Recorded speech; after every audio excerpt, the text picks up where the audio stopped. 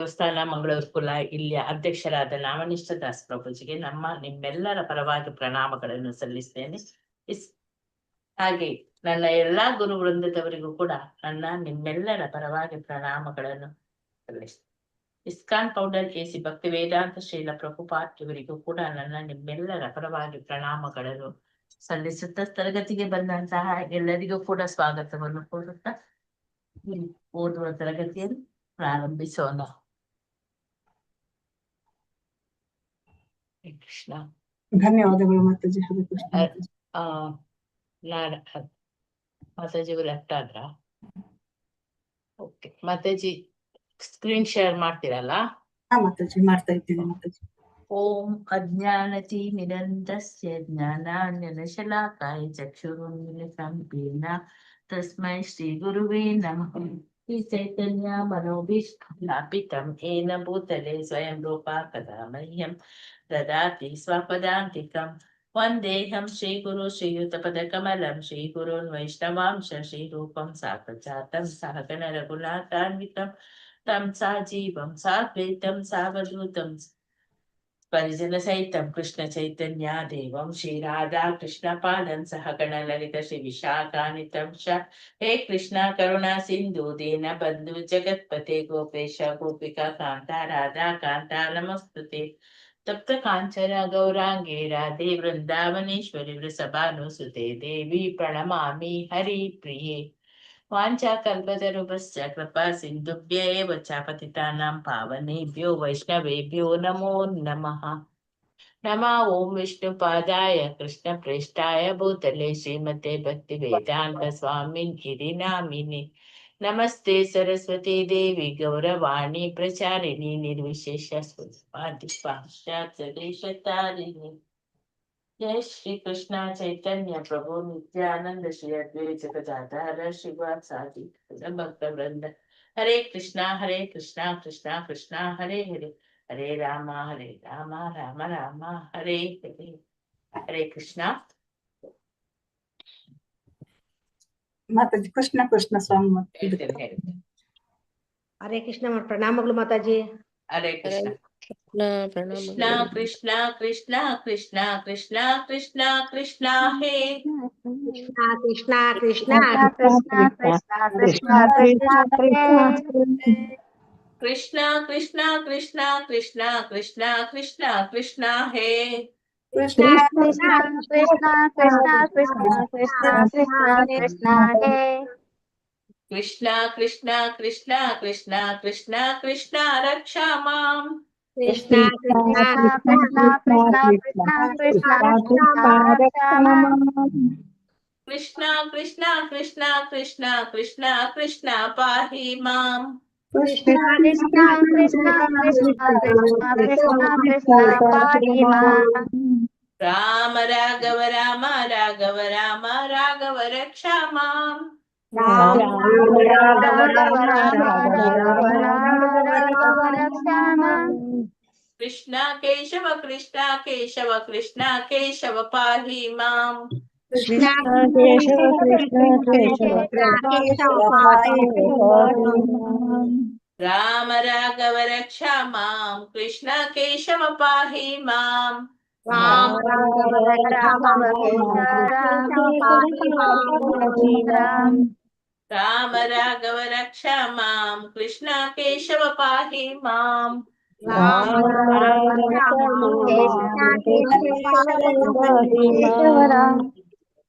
ರಾಮ ರಾಘವ ರಕ್ಷಾ ಮಾಂ. ಕೃಷ್ಣ ಕೇಶವ ಪಾಹಿ ಮಾಂ. ರಾಮ ರಾಘವ ರಕ್ಷಾ ಮಾಂ. ಕೃಷ್ಣ ಕೇಶವ ಪಾಹಿ ಮಾಂ. ಹರೇ ಕೃಷ್ಣ. ಹರೇ ಕೃಷ್ಣ ಮಾತಾಜಿ. ಓದಿಸುದ ಮಾತಾಜಿ? ನಾನೀಗ ಓದಿಸು. ದಾಕ್ಷಾಯಿಣಿ ಮಾತಾಜಿ ಓದಿ. ಹರೇ ಕೃಷ್ಣ ಮಾತಾಜಿ. ಓದಿ ಮಾತಾಜಿ. ಅಶಾಶ್ವತ ಆದರೆ ಅದು ನಿತ್ಯ ಎಂದು ಅರ್ಥವಲ್ಲ. ಈ ಉದಾಹರಣೆಯನ್ನು ಕೊಡಬಹುದು. ಮನುಷ್ಯನಿಗೆ ಸಿಟ್ಟು ಬಂದಾಗ ಸಾಮಾನ್ಯ ಸ್ಥಿತಿಯಲ್ಲಿ ಮಾಡುವುದಕ್ಕಿಂತ ಭಿನ್ನವಾದ ಕೆಲಸಗಳನ್ನು ಮಾಡುತ್ತಾನೆ. ಕೋಪವು ಕಾಣಿಸಿಕೊಂಡು ಮರೆಯಾಗುತ್ತದೆ ಎಂದರೆ ಕೋಪದ ಶಕ್ತಿಯೇ ನಿತ್ಯ ಎಂದಲ್ಲ.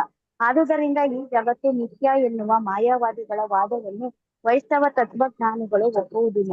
ಈ ಬ್ರಹ್ಮಾಂಡಕ್ಕೆ ಪರಮ ಕಾರಣವಿಲ್ಲ, ದೇವರು ಇಲ್ಲ ಮತ್ತು ಎಲ್ಲವೂ ಜಡ ವಸ್ತುವಿನ ಅಂತರ್ ಪ್ರತಿಕ್ರಿಯೆಯಿಂದ ಆದದ್ದು ಎನ್ನುವ ಅಭಿಪ್ರಾಯವು ಅಸುರರ ಅಭಿಪ್ರಾಯ ಎಂದು ಪ್ರಭುವೇ ಹೇಳಿದ್ದಾರೆ. ಮಾಯಾವಾದಿಯು ಕೆಲವೊಮ್ಮೆ ಹಾವು ಮತ್ತು ಹಗ್ಗದ ವಾದವನ್ನು ಮುಂದಿಡುತ್ತಾನೆ. ಸಂಜೆಯ ಕತ್ತಲಿನಲ್ಲಿ ಕೆಲವೊಮ್ಮೆ ಅಜ್ಞಾನದಿಂದ ವಕ್ರವಾಗಿ ಬಿದ್ದಿರುವ ಹಗ್ಗವನ್ನು ಹಾವು ಎಂದು ಭಾವಿಸುವುದುಂಟು. ಹಗ್ಗವನ್ನು ಹಾವು ಎಂದು ಭಾವಿಸಿದ ಮಾತ್ರಕ್ಕೆ ಹಗ್ಗವಾಗಲಿ ಹಾವಾಗಲಿ ಮಿಥ್ಯ ಎಂದರ್ಥವಲ್ಲ. ಆದುದರಿಂದ ಭೌತಿಕ ಜಗತ್ತಿನ ಮಿಥ್ಯಾ ಸ್ವರೂಪವನ್ನು ಸ್ಪಷ್ಟಪಡಿಸಲು ಮಾಯಾವಾದಿಯು ಉಪಯೋಗಿಸುವ ಈ ನಿದರ್ಶನವು ಸಿಂಧುವಲ್ಲ. ಒಂದು ವಸ್ತುವನ್ನು ವಾಸ್ತವ ಎಂದು ಭಾವಿಸಿ ಅದಕ್ಕೆ ನಿಜವಾಗಿ ಅಸ್ತಿತ್ವವಿಲ್ಲದಿದ್ದಾಗ ಅದು ಮಿಥ್ಯೆ. ಆದರೆ ಒಂದು ವಸ್ತುವನ್ನು ಇನ್ನೊಂದು ವಸ್ತು ಎಂದು ತಪ್ಪಾಗಿ ಭಾವಿಸಿದರೆ ಅದು ಮಿಥ್ಯೆಯಲ್ಲ. ವೈಷ್ಣವ ಸಿದ್ಧಾಂತಿಗಳು ಭೌತಿಕ ಜಗತ್ತನ್ನು ಮಣ್ಣಿನ ಮಡಕೆಗೆ ಹೋಲಿಸಿ ಬಹು ಉಚಿತವಾದ ಉದಾಹರಣೆಯನ್ನು ಕೊಟ್ಟಿದ್ದಾರೆ. ನಾವು ಮಣ್ಣಿನ ಮಡಕೆಯನ್ನು ನೋಡಿದಾಗ ಅದು ಕೂಡಲೇ ಮಾಯವಾಗಿ ಮತ್ತೊಂದು ವಸ್ತುವಾಗಿ ಬಿಡುವುದಿಲ್ಲ. ಅದು ಶಾಶ್ವತವಲ್ಲದಿರಬಹುದು. ಆದರೆ ನೀರನ್ನು ತರಲು ಮಣ್ಣಿನ ಮಡಕೆಯನ್ನು ಬಳಸುತ್ತೇವೆ ಮತ್ತು ಅದನ್ನು ಮಣ್ಣಿನ ಮಡಕೆಯಾಗಿಯೇ ನೋಡುತ್ತೇವೆ. ಆದುದರಿಂದ ಮಣ್ಣಿನ ಮಡಕೆಯು ಅಲ್ಪಕಾಲದ್ದಾಗಿ ಮೂಲ ಮಣ್ಣಿನಿಂದ ಭಿನ್ನವಾದರೂ ಅದು ಮಿಥ್ಯೆ ಎಂದು ಹೇಳಲು ಸಾಧ್ಯವಿಲ್ಲ. ಆದುದರಿಂದ ಇಡೀ ಭೂಮಿ ಮತ್ತು ಮಣ್ಣಿನ ಮಡಕೆ ಎರಡೂ ಸತ್ಯಗಳು ಎಂದು ತೀರ್ಮಾನಿಸಬೇಕಾಗುತ್ತದೆ, ಏಕೆಂದರೆ ಒಂದು ಇನ್ನೊಂದರಿಂದ ಉತ್ಪನ್ನವಾದುದು. ಈ ಬ್ರಹ್ಮಾಂಡವು ಕರಗಿ ಹೋದಾಗ ಶಕ್ತಿಯು ದೇವೋತ್ತಮ ಪರಮಪುರುಷನನ್ನು ಪ್ರವೇಶಿಸುತ್ತದೆ ಎಂದು ಭಗವದ್ಗೀತೆಯು ಹೇಳುತ್ತದೆ. ದೇವೋತ್ತಮ ಪರಮಪುರುಷನು ಅವನು ವಿವಿಧ ಶಕ್ತಿಗಳೊಡನೆ ಶಾಶ್ವತನು. ಭೌತಿಕ ಸೃಷ್ಟಿಯು ಎಂದು ಹೇಳುವಂತಿಲ್ಲ. ಕೃಷ್ಣನು ಶೂನ್ಯನಲ್ಲ. ಅವನು ರೂಪ, ನಾಮ, ಗುಣ, ಪರಿವಾರ ಮತ್ತು ಸಹಚರರೊಡನೆ ಇದ್ದಾನೆ. ಆದುದರಿಂದ ಕೃಷ್ಣನು ನಿರಾಕಾರನಲ್ಲ ಎಂಬುದರ ಮೂಲವು ಶೂನ್ಯವೂ ಅಲ್ಲ, ನಿರಾಕಾರತ್ವವೂ ಅಲ್ಲ. ಪರಮಪುರುಷನೇ ಮೂಲ ಕಾರಣ. ರಾಕ್ಷಸರು ಭೌತಿಕ ಸೃಷ್ಟಿಯು ಅನೀಶ್ವರ ಎಂದು ಹೇಳಬಹುದು, ನಿಯಂತ್ರಕ ಅಥವಾ ದೇವರು ಇಲ್ಲ ಎಂದು ಹೇಳಬಹುದು. ಆದರೆ ಕಡೆಗೆ ಇಂತಹ ವಾದಗಳು ನಿಲ್ಲುವುದಿಲ್ಲ. ಕೃಷ್ಣ ಮಾತಾಜಿ, ಧನ್ಯವಾದಗಳು ಮಾತಾಜಿ. ಗೀತಾ ಎಂ ಮಾತಾಜಿ ಓದಿ. ಗೀತಾ ಹರೇ ಎಂ ಕೃಷ್ಣ ಮಾತಾಜಿ. ಹರೇ ಓದಿ. ಕೃಷ್ಣ ಮಾತಾಜಿ ನಂದು ಹೇಳ್ತೀನಿ ಮಾತಾಜಿ, ಒಂದ್ ನಿಮಿಷ. ಇವರು ಓದಿದ ನಂತರ ನಿಮ್ಗೆ ಕೊಡ್ತೀನಿ. ಓದ್ತೀನಿ ಮಾತಾಜಿ. ಜೀವಂತ ದೇಹದಿಂದ ಅಲ್ಲ ಮಾತಾಜಿ? ಹೌದು ಮಾತಾಜಿ. ಜೀವಂತ ದೇಹದಿಂದ ಉಗುರು ಮತ್ತು ಕೂದಲುಗಳಂತಹ ನಿರ್ಜೀವ ವಸ್ತುಗಳು ಬರುತ್ತವೆ ಎನ್ನುವ ಮಾಯಾವಾದಿಯ ವಾದವು ಗಟ್ಟಿಯಾದ ವಾದವೇನಲ್ಲ. ಉಗುರುಗಳು ಮತ್ತು ಕೂದಲು ನಿರ್ಜೀವ ಎನ್ನುವುದರಲ್ಲಿ ಸಂದೇಹವಿಲ್ಲ. ಆದರೆ ಅವು ಬರುವುದು ಜೀವಂತ ಜೀವಿಯಿಂದಲ್ಲ, ನಿರ್ಜೀವವಾದ ಭೌತಿಕ ದೇಹದಿಂದ. ಹಾಗೆಯೇ ಜಡವಸ್ತುವಿನಿಂದ ಜೀವಿಯೂ ಬರುತ್ತದೆ ಎಂಬ ಅರ್ಥದಲ್ಲಿ ಸಗಣಿಯಿಂದ ಚೇಳು ಬರುತ್ತದೆ ಎನ್ನುವ ವಾದವು ಗಟ್ಟಿವಾದವಲ್ಲ. ಸಗಣಿಯಿಂದ ಹೊರಬರುವ ಚೇಳು ನಿಶ್ಚಯವಾಗಿಯೂ ಜೀವಿ, ಆದರೆ ಜೀವಿಯು ಸಗಣಿಯಿಂದ ಹೊರಕ್ಕೆ ಬರುವುದಿಲ್ಲ. ಜೀವಿಯ ಭೌತಿಕ ದೇಹ ಮಾತ್ರ ಅಥವಾ ಚೇಳಿನ ದೇಹವು ಮಾತ್ರ ಸಗಣಿಯಿಂದ ಹೊರಕ್ಕೆ ಬರುತ್ತದೆ. ಭಗವದ್ಗೀತೆಯಿಂದ ನಮಗೆ ಅರ್ಥವಾಗುವಂತೆ ಜೀವಿಯ ಕಿಡಿಗಳಿಗೆ ಭೌತಿಕ ಪ್ರಕೃತಿಯಲ್ಲಿ ಗರ್ಭಧಾರಣೆಯಾಗುತ್ತದೆ, ಅನಂತರ ಅವು ಹೊರಕ್ಕೆ ಬರುತ್ತವೆ. ಹಲವು ರೂಪಗಳಲ್ಲಿ ಜೀವಿಯ ದೇಹವನ್ನು ಭೌತಿಕ ಪ್ರಕೃತಿಯು ಕೊಡುತ್ತದೆ, ಆದರೆ ಜೀವಿಯನ್ನೇ ಉತ್ಪಾದಿಸುವವನು ಪರಮಪ್ರಭು. ಕೆಲವು ನಿರ್ದಿಷ್ಟ ಸ್ಥಿತಿಗಳಲ್ಲಿ ಜೀವಿಗೆ ಅಗತ್ಯವಾದ ದೇಹವನ್ನು ತಂದೆ ಮತ್ತು ತಾಯಿ ಕೊಡುತ್ತಾರೆ. ಜೀವಿಯು ತನ್ನ ಬಯಕೆಗಳಿಗೆ ಅನುಗುಣವಾಗಿ ದೇಹದಿಂದ ದೇಹಕ್ಕೆ ಸಾಗುತ್ತಾನೆ. ಬುದ್ಧಿ, ಮನಸ್ಸು ಮತ್ತು ಅಹಂಭಾವ ಈ ಸೂಕ್ಷ್ಮ ರೂಪಗಳಲ್ಲಿ ಬಯಕೆಗಳು ದೇಹದಿಂದ ದೇಹಕ್ಕೆ ಜೀವಿಯೊಡನೆ ಹೋಗುತ್ತವೆ. ಉತ್ತಮ ರೀತಿಯ ನಿರ್ವಹಣೆಯಿಂದ ಜೀವಿಯನ್ನು ಒಂದು ಬಗೆಯ ಭೌತಿಕ ದೇಹದ ಗರ್ಭದಲ್ಲಿ ಇಡಲಾಗುತ್ತದೆ, ಅನಂತರ ಅವನು ಅಂತಹದೇ ದೇಹವನ್ನು ಬೆಳೆಸಿಕೊಳ್ಳುತ್ತಾನೆ. ಆದ್ದರಿಂದ ಜೀವಾತ್ಮನನ್ನು ಜಡದಿಂದ ಉತ್ಪತ್ತಿ ಮಾಡಲಾಗಿಲ್ಲ, ಆದರೆ ಅದು ಉನ್ನತ ಏರ್ಪಾಡಿನಿಂದಾಗಿ ಸೂಕ್ತವಾದ ವಿಶಿಷ್ಟವಾದ ದೇಹವನ್ನು ಸ್ವೀಕರಿಸುತ್ತದೆ. ನಮ್ಮ ಈಗಿನ ಅನುಭವದಂತೆ ಈ ಭೌತಿಕ ಜಗತ್ತು ಜಡವಸ್ತು ಮತ್ತು ಚೇತನ ಎರಡೂ ಸೇರಿ ಆಗಿವೆ. ಚೇತನವು ಜಡವಸ್ತುವನ್ನು ನಡೆಸುತ್ತದೆ, ಜೀವಾತ್ಮನು ಜಡವಸ್ತುವು ಪರಮಪ್ರಭುವಿನ ಬೇರೆ ಬೇರೆ ಶಕ್ತಿಗಳು. ಎರಡು ಶಕ್ತಿಗಳು ಪರಮ ಶಾಶ್ವತದ ಅಥವಾ ಪರಮ ಸತ್ಯದ ಉತ್ಪನ್ನಗಳಾದುದರಿಂದ ಅವು ವಾಸ್ತವ, ಅವು ಮಿಥ್ಯೆಯಲ್ಲ. ಜೀವಿಯು ಪರಮೋನ್ನತನ ವಿಭಿನ್ನಾಂಶವಾದುದರಿಂದ ಅದು ಶಾಶ್ವತ. ಆದುದರಿಂದ ಹುಟ್ಟು ಅಥವಾ ಸಾವಿನ ಪ್ರಶ್ನೆ ಇಲ್ಲ. ವೇದಗಳಲ್ಲಿ ಹೇಳಿರುವ ಸರ್ವಂ ಕಲ್ವಂ ಇದಂ ಬ್ರಹ್ಮ ಎಂದರೆ ಎರಡು ಶಕ್ತಿಗಳು ಪರಬ್ರಹ್ಮನಿಂದ ಮೂಡಿ ಬಂದಿರುವುದರಿಂದ ನಮ್ಮ ಅನುಭವಕ್ಕೆ ಬರುವ ಯಾವುದೇ ಆಗಲಿ ಬ್ರಹ್ಮನಿಂದ ಬೇರೆಯಲ್ಲ ಎಂದು ಅರ್ಥ. ಧನ್ಯವಾದಗಳು ಮಾತಾಜಿ. ಹರೇ ಕೃಷ್ಣ ಮಾತಾಜಿ. ಗಾಯತ್ರಿ ಮಾತಾಜಿ ಓದಿ. ಹರೇ ಕೃಷ್ಣ ಮಾತಾಜಿ. ಭೌತಿಕ ಜಗತ್ತಿನ ಅಸ್ತಿತ್ವದ ವಿಷಯವಾಗಿ ಹಲವಾರು ವಾದಗಳಿವೆ. ವೈಷ್ಣವ ಸಿದ್ಧಾಂತದ ನಿರ್ಣಯವೇ ಅತ್ಯುತ್ತಮವಾದದ್ದು. ಮಣ್ಣಿನ ಮಡಕೆಯ ಉದಾಹರಣೆಯು ತುಂಬ ಉಚಿತವಾಗಿದೆ. ಮಣ್ಣಿನ ಮಡಕೆಯ ರೂಪವು ಅಲ್ಪಕಾಲದಿರಬಹುದು, ಆದರೆ ಅದಕ್ಕೆ ಒಂದು ನಿರ್ದಿಷ್ಟ ಉದ್ದೇಶವಿದೆ. ಮಣ್ಣಿನ ಮಡಕೆಯ ಉದ್ದೇಶ ಸ್ಥಳದಿಂದ ಸ್ಥಳಕ್ಕೆ ನೀರನ್ನು ಕೊಂಡೊಯ್ಯುವುದು. ಹಾಗೆಯೇ ಭೌತಿಕ ದೇಹವು ಅಶಾಶ್ವತವಾದರೂ ಅದಕ್ಕೆ ಒಂದು ವಿಶೇಷ ಪ್ರಯೋಜನವಿದೆ. ಜೀವಿಯು ಅನಾದಿ ಕಾಲದಿಂದಲೂ ತನ್ನಲ್ಲಿ ಸಂಚಯಿಸಿಟ್ಟುಕೊಂಡ ಅಪೇಕ್ಷೆಗಳಿಗೆ ಅನುಗುಣವಾಗಿ ವಿವಿಧ ಬಗೆಯ ಐಹಿಕ ದೇಹಗಳನ್ನು ಪಡೆಯುವ ಅವಕಾಶವನ್ನು ಅವನಿಗೆ ಸೃಷ್ಟಿಯ ಆದಿಯಿಂದಲೇ ನೀಡಲಾಗುತ್ತದೆ. ಪಕ್ವವಾದ ಪ್ರಜ್ಞೆಯನ್ನು ಸದುಪಯೋಗಕ್ಕೆ ಹಚ್ಚಲು ಮಾನವ ಜನ್ಮ ಒಂದು ವಿಶೇಷ ಅವಕಾಶವಾಗಿದೆ. ಕೆಲವೊಮ್ಮೆ ಮಾಯಾವಾದಿಗಳು ಈ ವಾದವನ್ನು ಮುಂದಿಡುತ್ತಾರೆ. ಈ ಭೌತಿಕ ಜಗತ್ತು ಸತ್ಯವಾದರೆ ಗೃಹಸ್ಥರು ಈ ಭೌತಿಕ ಜಗತ್ತಿನ ಸಂಬಂಧವನ್ನು ಬಿಟ್ಟು ಸನ್ಯಾಸವನ್ನು ತೆಗೆದುಕೊಳ್ಳಬೇಕು ಎಂದು ಹೇಳುವುದು ಏಕೆ? ಜಗತ್ತು ಮಿಥ್ಯವಾದದ್ದರಿಂದ ಭೌತಿಕ ಕರ್ಮಗಳನ್ನು ಬಿಡಬೇಕು ಎನ್ನುವುದು ವೈಷ್ಣವ ಸಿದ್ಧಾಂತಿಯ ಅಭಿಪ್ರಾಯವಲ್ಲ. ವೈಷ್ಣವ ಸನ್ಯಾಸದ ಉದ್ದೇಶ ವಸ್ತುಗಳನ್ನು ಹೇಗೆ ಬಳಸಿಕೊಳ್ಳಬೇಕೋ ಹಾಗೇ ಬಳಸುವುದು. ಈ ಭೌತಿಕ ಜಗತ್ತಿನೊಂದಿಗೆ ವ್ಯವಹರಿಸಲು ಶ್ರೀಲ ರೂಪ ಗೋಸ್ವಾಮಿಯವರು 2 ಸೂತ್ರಗಳನ್ನು ಕೊಟ್ಟಿದ್ದಾರೆ. ವೈಷ್ಣವನು ಪ್ರಾಪಂಚಿಕ ಜೀವನದ ವಿಧಾನವನ್ನು ಬಿಟ್ಟು ಸನ್ಯಾಸವನ್ನು ಸ್ವೀಕರಿಸುವುದು. ಭೌತಿಕ ಜಗತ್ತು ಮಿಥ್ಯ ಎನ್ನುವ ಕಲ್ಪನೆಯಿಂದಲ್ಲ, ಆದರೆ ಎಲ್ಲವನ್ನೂ ಪ್ರಭುವಿನ ಸೇವೆಯಲ್ಲಿ ತೊಡಗಿಸುವ ಕಾರ್ಯಕ್ಕೆ ತನ್ನನ್ನು ಅರ್ಪಿಸಿಕೊಳ್ಳುವುದಕ್ಕಾಗಿ. ಆದುದರಿಂದ ಶ್ರೀಲ ರೂಪ ಗೋಸ್ವಾಮಿಯವರು ಈ ಸೂತ್ರವನ್ನು ಕೊಡುತ್ತಾರೆ. ಭೌತಿಕ ಮೋಹಕ್ಕೆ ಅರ್ಥವಿಲ್ಲ. ಆದುದರಿಂದ ಮನುಷ್ಯನು ಭೌತಿಕ ಜಗತ್ತಿನ ವಿಷಯದಲ್ಲಿ ನಿರ್ಲಿಪ್ತನಾಗಿರಬೇಕು. ಇಡೀ ಭೌತಿಕ ಜಗತ್ತು, ಇಡೀ ಬ್ರಹ್ಮಾಂಡವು ಭಗವಂತನಾದ ಕೃಷ್ಣನಿಗೆ ಸೇರಿದ್ದು. ಆದುದರಿಂದ ಎಲ್ಲವನ್ನೂ ಕೃಷ್ಣನಿಗಾಗಿ ಬಳಸಬೇಕು ಮತ್ತು ಭಕ್ತನು ಭೌತಿಕ ವಿಷಯಗಳ ಮಟ್ಟಿಗೆ ನಿರ್ಮೋಹಿಯಾಗಿರಬೇಕು. ಇದು ವೈಷ್ಣವ ಸನ್ಯಾಸದ ಉದ್ದೇಶ. ಪ್ರಾಪಂಚಿಕವಾದಿಯು ಇಂದ್ರಿಯ ತೃಪ್ತಿಗಾಗಿ ಜಗತ್ತಿಗೆ ಅಂಟಿಕೊಳ್ಳುತ್ತಾನೆ, ಆದರೆ ವೈಷ್ಣವ ಸನ್ಯಾಸಿಯು ತನ್ನ ವೈಯಕ್ತಿಕ ಇಂದ್ರಿಯ ತೃಪ್ತಿಗಾಗಿ ಏನನ್ನು ಸ್ವೀಕರಿಸದಿದ್ದರೂ ಎಲ್ಲವನ್ನು ಪ್ರಭುವಿನ ಸೇವೆಗೆ ಬಳಸುವ ಕಲೆಯನ್ನು ತಿಳಿದಿರುತ್ತಾನೆ. ಆದುದರಿಂದ ಮಾಯಾವಾದಿಗಳಿಗೆ ಭಗವಂತನ ಸೇವೆಯಲ್ಲಿ ಪ್ರತಿಯೊಂದು ಉಪಯುಕ್ತ ಎನ್ನುವುದು ತಿಳಿದಿಲ್ಲ ಎಂದು ಶ್ರೀಲ ರೂಪ ಗೋಸ್ವಾಮಿಯವರು ಟೀಕಿಸಿದ್ದಾರೆ. ಇದಕ್ಕೆ ಪ್ರತಿಯಾಗಿ ಅವರು ಜಗತ್ತೇ ಮಿಥ್ಯ ಎಂದು ಭಾವಿಸುತ್ತಾರೆ. ಭೌತಿಕ ಜಗತ್ತಿನ ಕಲ್ಮಶದಿಂದ ಬಿಡುಗಡೆ ಹೊಂದಬೇಕೆಂದು ಮಿಥ್ಯ ವಿಚಾರವನ್ನು ಮಾಡುತ್ತಾರೆ. ಪ್ರತಿಯೊಂದು ವಸ್ತುವು ಪರಮ ಪ್ರಭುವಿನ ಶಕ್ತಿಯ ವಿಸ್ತೃತ ರೂಪವಾದದ್ದರಿಂದ ವಿಸ್ತೃತ ರೂಪಗಳು ಪರಮ ಪ್ರಭುವಿನಷ್ಟೇ ವಾಸ್ತವ. ಹರೇ ಕೃಷ್ಣ ಮಾತಾಜಿ, ಧನ್ಯವಾದಗಳು. ಧನ್ಯವಾದಗಳು ಮಾತಾಜಿ. ಗೀತಾ ಕೋಡಿಕಲ್ ಮಾತಾಜಿ ಓದಿ.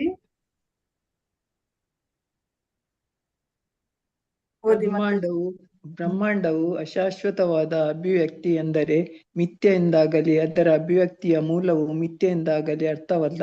ಅದರ ಅಭಿವ್ಯಕ್ತಿಯ ಮೂಲವು ಸತ್ಯವಾದ್ದರಿಂದ ಅಭಿವ್ಯಕ್ತಿಯೂ ಸತ್ಯ. ಆದರೆ ಅದನ್ನು ಬಳಸಿಕೊಳ್ಳುವುದು ಹೇಗೆ ಎಂದು ಮನುಷ್ಯನಿಗೆ ತಿಳಿದಿರಬೇಕು. ಅದೇ ಉದಾಹರಣೆಯನ್ನೇ ಕೊಡಬಹುದು. ಅಶಾಶ್ವತವಾದ ಮಣ್ಣಿನ ಮಡಕೆಯನ್ನು ಸಮಸ್ತ ಭೂಮಿಯಿಂದ ಮಾಡಿದೆ. ಅದನ್ನು ಒಂದು ಸೂಕ್ಷ್ಮವಾದ ಉದ್ದೇಶಕ್ಕೆ ಬಳಸಿದಾಗ ಮಡಕೆಯು ಮಿಥ್ಯವಲ್ಲ. ವಿವೇಚನೆ ಇರುವ ಮನುಷ್ಯನಿಗೆ ಅಶಾಶ್ವತವಾದ ಮಣ್ಣಿನ ಮಡಕೆಯನ್ನು ಬಳಸಿಕೊಳ್ಳುವುದು ಹೇಗೆ ಎಂದು ತಿಳಿದಿರುವಂತೆ ವೈಷ್ಣವ ಸಿದ್ಧಾಂತಿಗಳಿಗೆ ಅಶಾಶ್ವತವಾದ ಈ ಭೌತಿಕ ಪ್ರಪಂಚವನ್ನು ಬಳಸಿಕೊಳ್ಳುವುದು ಹೇಗೆ ಎಂದು ತಿಳಿದಿದೆ. ಮಣ್ಣಿನ ಮಡಕೆಯನ್ನು ತಪ್ಪು ಉದ್ದೇಶಕ್ಕೆ ಬಳಸಿದಾಗ ಅದು ಮಿಥ್ಯೆಯಾಗುತ್ತದೆ. ಹಾಗೆಯೇ ಈ ಮನುಷ್ಯನ ಶರೀರವನ್ನಾಗಲಿ ಭೌತಿಕ ಜಗತ್ತನ್ನಾಗಲಿ ಮಿಥ್ಯವಾದ ಇಂದ್ರಿಯ ತೃಪ್ತಿಗಾಗಿ ಬಳಸಿಕೊಂಡಾಗ ಅದು ಮಿಥ್ಯೆಯಾಗುತ್ತದೆ. ಆದರೆ ಈ ಮನುಷ್ಯ ಶರೀರವನ್ನು ಭೌತಿಕ ಸೃಷ್ಟಿಯನ್ನು ಪರಮಪ್ರಭುವಿನ ಸೇವೆಯಲ್ಲಿ ಬಳಸಿಕೊಂಡಾಗ ಈ ಕಾರ್ಯಗಳು ಮಿಥ್ಯವಾಗುವುದಿಲ್ಲ. ಈ ದೇಹವನ್ನು ಭೌತಿಕ ಜಗತ್ತನ್ನು ಪ್ರಭುವಿನ ಸೇವೆಯಲ್ಲಿ ಬಳಸಿಕೊಳ್ಳುವ ಮನೋಧರ್ಮವು ಸ್ವಲ್ಪ ಮಟ್ಟಿಗಾದರೂ ಅದು ಮನುಷ್ಯನನ್ನು ಅತ್ಯಂತ ತೀವ್ರ ಅಪಾಯದಿಂದ ಬಿಡುಗಡೆ ಮಾಡಬಲ್ಲದು ಎಂದು ಭಗವದ್ಗೀತೆಯಲ್ಲಿ ಹೇಳಿದೆ. ಅವುಗಳನ್ನು ಸರಿಯಾಗಿ ಉಪಯೋಗಿಸಿಕೊಂಡರೆ ದೇವೋತ್ತಮ ಪರಮ ಪುರುಷನಿಂದ ಹೊರಹೊಮ್ಮುವ ಉತ್ತಮ ಶಕ್ತಿಗಳಾಗಲಿ ಕೆಳಮಟ್ಟದ ಶಕ್ತಿಗಳಾಗಲಿ ಸುಳ್ಳಲ್ಲ. ಫಲಾಕಾಂಕ್ಷಿ ಕರ್ಮದ ಮಟ್ಟಿಗೆ ಹೇಳುವುದಾದರೆ ಅವಕ್ಕೆ ಮುಖ್ಯವಾಗಿ ಇಂದ್ರಿಯ ತೃಪ್ತಿಯ ವೇದಿಕೆಯೇ ಆಧಾರ. ಆದ್ದರಿಂದ ಕೃಷ್ಣ ಪ್ರಜ್ಞೆಯಲ್ಲಿ ಮುಂದುವರಿದವನು ಅವುಗಳನ್ನು ಬಯಸುವುದಿಲ್ಲ. ಫಲಕಾಂಕ್ಷಿ ಕರ್ಮದ ಫಲವು ಮನುಷ್ಯನನ್ನು ಮೇಲಿನ ಲೋಕಗಳಿಗೆ ಎತ್ತಬಲ್ಲದು. ಆದರೆ ಭಗವದ್ಗೀತೆಯಲ್ಲಿ ಹೇಳಿರುವಂತೆ ಮೂರ್ಖರು ಪುಣ್ಯ ಕರ್ಮಗಳ ಫಲವನ್ನು ಸ್ವರ್ಗದಲ್ಲಿ ಮುಗಿಸಿ ಮತ್ತೆ ಕೆಳಗಿನ ಲೋಕಕ್ಕೆ ಬರುತ್ತಾರೆ, ಮತ್ತೆ ಉನ್ನತ ಲೋಕಕ್ಕೆ ಹೋಗಲು ಪ್ರಯತ್ನಿಸುತ್ತಾರೆ. ಈಗ ಅನೇಕ ಮಂದಿ ಭೌತಿಕ ವಿಜ್ಞಾನಿಗಳು ಚಂದ್ರಲೋಕಕ್ಕೆ ಹೋಗಿ ಹಿಂತಿರುಗಲು ಪ್ರಯತ್ನ ಪಡುತ್ತಾ ತಮ್ಮ ಕಾಲವನ್ನು ಹಾಳು ಮಾಡಿಕೊಳ್ಳುವಂತೆ ಈ ಜನರ ಒಂದೇ ಲಾಭವೆಂದರೆ ಹೋಗಿ ಹಿಂದಕ್ಕೆ ಬರುವ ಶ್ರಮ. ಇಂತಹ ಕರ್ಮಗಳಲ್ಲಿ ತೊಡಗಿರುವವರನ್ನು ವೇದಗಳ ಸಾಕಾರ ರೂಪಗಳು ಅಂಧ ಪರಂಪರ ಅಥವಾ ವೈದಿಕ ವಿಧಿಗಳ ಕುರುಡು ಹಿಂಬಾಲಕರು ಎಂದು ವರ್ಣಿಸುತ್ತದೆ. ಇಂತಹ ವಿಧಿಗಳನ್ನು ವೇದಗಳಲ್ಲಿ ಹೆಸರಿಸಿರುವುದು ನಿಜ, ಆದರೆ ಇದು ಬುದ್ಧಿವಂತರಿಗಲ್ಲ. ಭೌತಿಕ ಸುಖದಲ್ಲಿ ತುಂಬಾ ಮೋಹಗೊಂಡವರು ಮೇಲಿನ ಲೋಕಕ್ಕೆ ಹೋಗುವ ಸಾಧ್ಯತೆಯಿಂದ ಆಕರ್ಷಿತರಾಗುತ್ತಾರೆ, ಆದ್ದರಿಂದ ಇಂತಹ ವಿಧಿಗಳನ್ನು ಆಚರಿಸುತ್ತಾರೆ. ಆದರೆ ಬುದ್ಧಿವಂತನಾದವನು ಅಥವಾ ಸಂಗತಿಗಳು ವಾಸ್ತವವಾಗಿರುವಂತೆ ಕಾಣುವುದಕ್ಕಾಗಿ ಯೋಗ್ಯ ಗುರುವಿನ ಆಶ್ರಯವನ್ನು ಪಡೆದವನು ಕಾಮ್ಯ ಕರ್ಮಗಳನ್ನು ಮಾಡುವುದಿಲ್ಲ, ಆದರೆ ಪ್ರಭುವಿನ ಪ್ರೀತಿಪೂರ್ವಕ ದಿವ್ಯ ಸೇವೆಯಲ್ಲಿ ನಿರತನಾಗುತ್ತಾನೆ. ಹರೇ ಕೃಷ್ಣ. ಧನ್ಯವಾದಗಳು ಮಾತಾಜಿ. ಹರೇ ಕೃಷ್ಣ ಮಾತಾಜಿ. ಧನ್ಯವಾದ. ಚಿತ್ರಮೋಹಿನಿ ಮಾತಾಜಿ ಓದ್ತಿರ ಮಾತಾಜಿ. ಚಿತ್ರಮೋಹಿನಿ ಮಾತಾಜಿ. ಹರೇ ಕೃಷ್ಣ ಮಾತಾಜಿ. ಚಿತ್ರಮೋಹಿನಿ ಮಾತಾಜಿ. ಹರೇ ಕೃಷ್ಣ ಮಾತಾಜಿ. ಓದ್ತೇನೆ ಮಾತಾಜಿ, ಒಂದ್ ನಿಮಿಷ.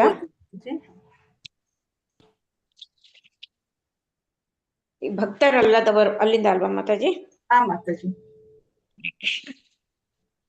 ಭಕ್ತರಲ್ಲದವರು ವೈದಿಕ ವಿಧಿಗಳನ್ನು ಪ್ರಾಪಂಚಿಕ ಕಾರಣಗಳಿಗಾಗಿ ಆಚರಿಸುತ್ತಾರೆ. ಆ ಬಳಿಕ ಅವರಿಗೆ ದಿಗ್ಭ್ರಮೆಯಾಗುತ್ತದೆ. ಒಂದು ಸ್ಪಷ್ಟವಾದ ಉದಾಹರಣೆಯನ್ನು ಕೊಡಬಹುದು. ಲಕ್ಷಾಂತರ ಡಾಲರುಗಳ ಕರೆನ್ಸಿ ನೋಟುಗಳಿದ್ದು ಅದನ್ನು ಖರ್ಚು ಮಾಡದೆ ಇಟ್ಟುಕೊಳ್ಳುವ ಬುದ್ಧಿವಂತನ ಉದಾಹರಣೆ ಇದು. ಕರೆನ್ಸಿ ನೋಟುಗಳನ್ನೇ ತೆಗೆದುಕೊಂಡರೆ ಅವು ಕಾಗದವಲ್ಲದೆ ಬೇರೇನೂ ಅಲ್ಲ ಅದು ಎಂದು ಅವನಿಗೆ ಚೆನ್ನಾಗಿ ಗೊತ್ತು. ಕರೆನ್ಸಿ ನೋಟುಗಳಲ್ಲಿ 10 ಲಕ್ಷ ಡಾಲರ್ಗಳಿರುವ ಮನುಷ್ಯನು ವಾಸ್ತವವಾಗಿ ಕಾಗದಗಳ ದೊಡ್ಡ ಕಟ್ಟನ್ನು ಹಿಡಿದುಕೊಂಡಿರುತ್ತಾನೆ. ಆದರೆ ಅವನು ಅದನ್ನು ಯಾವುದಾದರೂ ಉದ್ದೇಶಕ್ಕೆ ಬಳಸಿದರೆ ಅದರ ಪ್ರಯೋಜನವನ್ನು ಪಡೆಯುತ್ತಾನೆ. ವಾಸ್ತವವಾಗಿ ರೂಪಾಯಿ ನೋಟುಗಳು ಕಾಗದ ಅಷ್ಟೇ, ಆದರೂ ಅವುಗಳನ್ನು ಸರ್ಕಾರವು ಕೊಟ್ಟಿರುತ್ತದೆಯಾಗಿ ನೋಟುಗಳಿಗೆ ಪೂರ್ಣ ಬೆಲೆಯುಂಟು. ಹಾಗೆಯೇ ಈ ಭೌತಿಕ ಜಗತ್ತು ಮಿಥ್ಯವಾಗಿರಬಹುದಾದರೂ ಅಥವಾ ಅಲ್ಪ ಕಾಲದ್ದಾಗಿರಬಹುದಾದರೂ ಅದು ಪರಮಪ್ರಭುವಿನಿಂದ ಹೊರಹೊಮ್ಮಿರುವುದರಿಂದ ಅದಕ್ಕೆ ಪೂರ್ಣ ಮೌಲ್ಯ ಉಂಟು. ವೈಷ್ಣವ ಸಿದ್ಧಾಂತಿಯು ಭೌತಿಕ ಜಗತ್ತಿನ ಪೂರ್ಣ ಮೌಲ್ಯವನ್ನು ಗುರುತಿಸುತ್ತಾನೆ ಮತ್ತು ಅದನ್ನು ಸರಿಯಾಗಿ ಹೇಗೆ ಬಳಸಿಕೊಳ್ಳಬೇಕು ಎನ್ನುವುದನ್ನು ತಿಳಿದುಕೊಂಡಿದ್ದಾನೆ. ಮಾಯಾವಾದಿಯು ಕರೆನ್ಸಿ ನೋಟನ್ನು ಕೆಲಸಕ್ಕೆ ಬಾರದ ಕಾಗದವೆಂದು ತಪ್ಪು ತಿಳಿದುಕೊಂಡು ಅದನ್ನು ತ್ಯಜಿಸಿ ಬಿಡುತ್ತಾನೆ.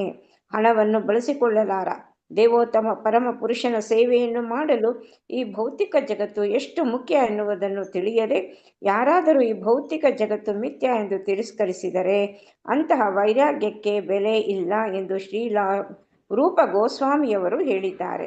ಪ್ರಭುವಿನ ಸೇವೆ ಸಲ್ಲಿಸಲು ಭೌತಿಕ ಜಗತ್ತೇ ಎಷ್ಟು ನೆರವಾಗುತ್ತದೆ ಎಂದು ತಿಳಿದುಕೊಂಡು ಭೌತಿಕ ಜಗತ್ತಿನಲ್ಲಿ ಮೋಹವನ್ನಿಟ್ಟುಕೊಳ್ಳದೆ ಇಂದ್ರಿಯ ತೃಪ್ತಿಗಾಗಿ ಭೌತಿಕ ಜಗತ್ತನ್ನು ಬಳಸದೆ ತ್ಯಾಗ ಮಾಡುವವನು ನಿಜವಾದ ವಿರಾಗಿ.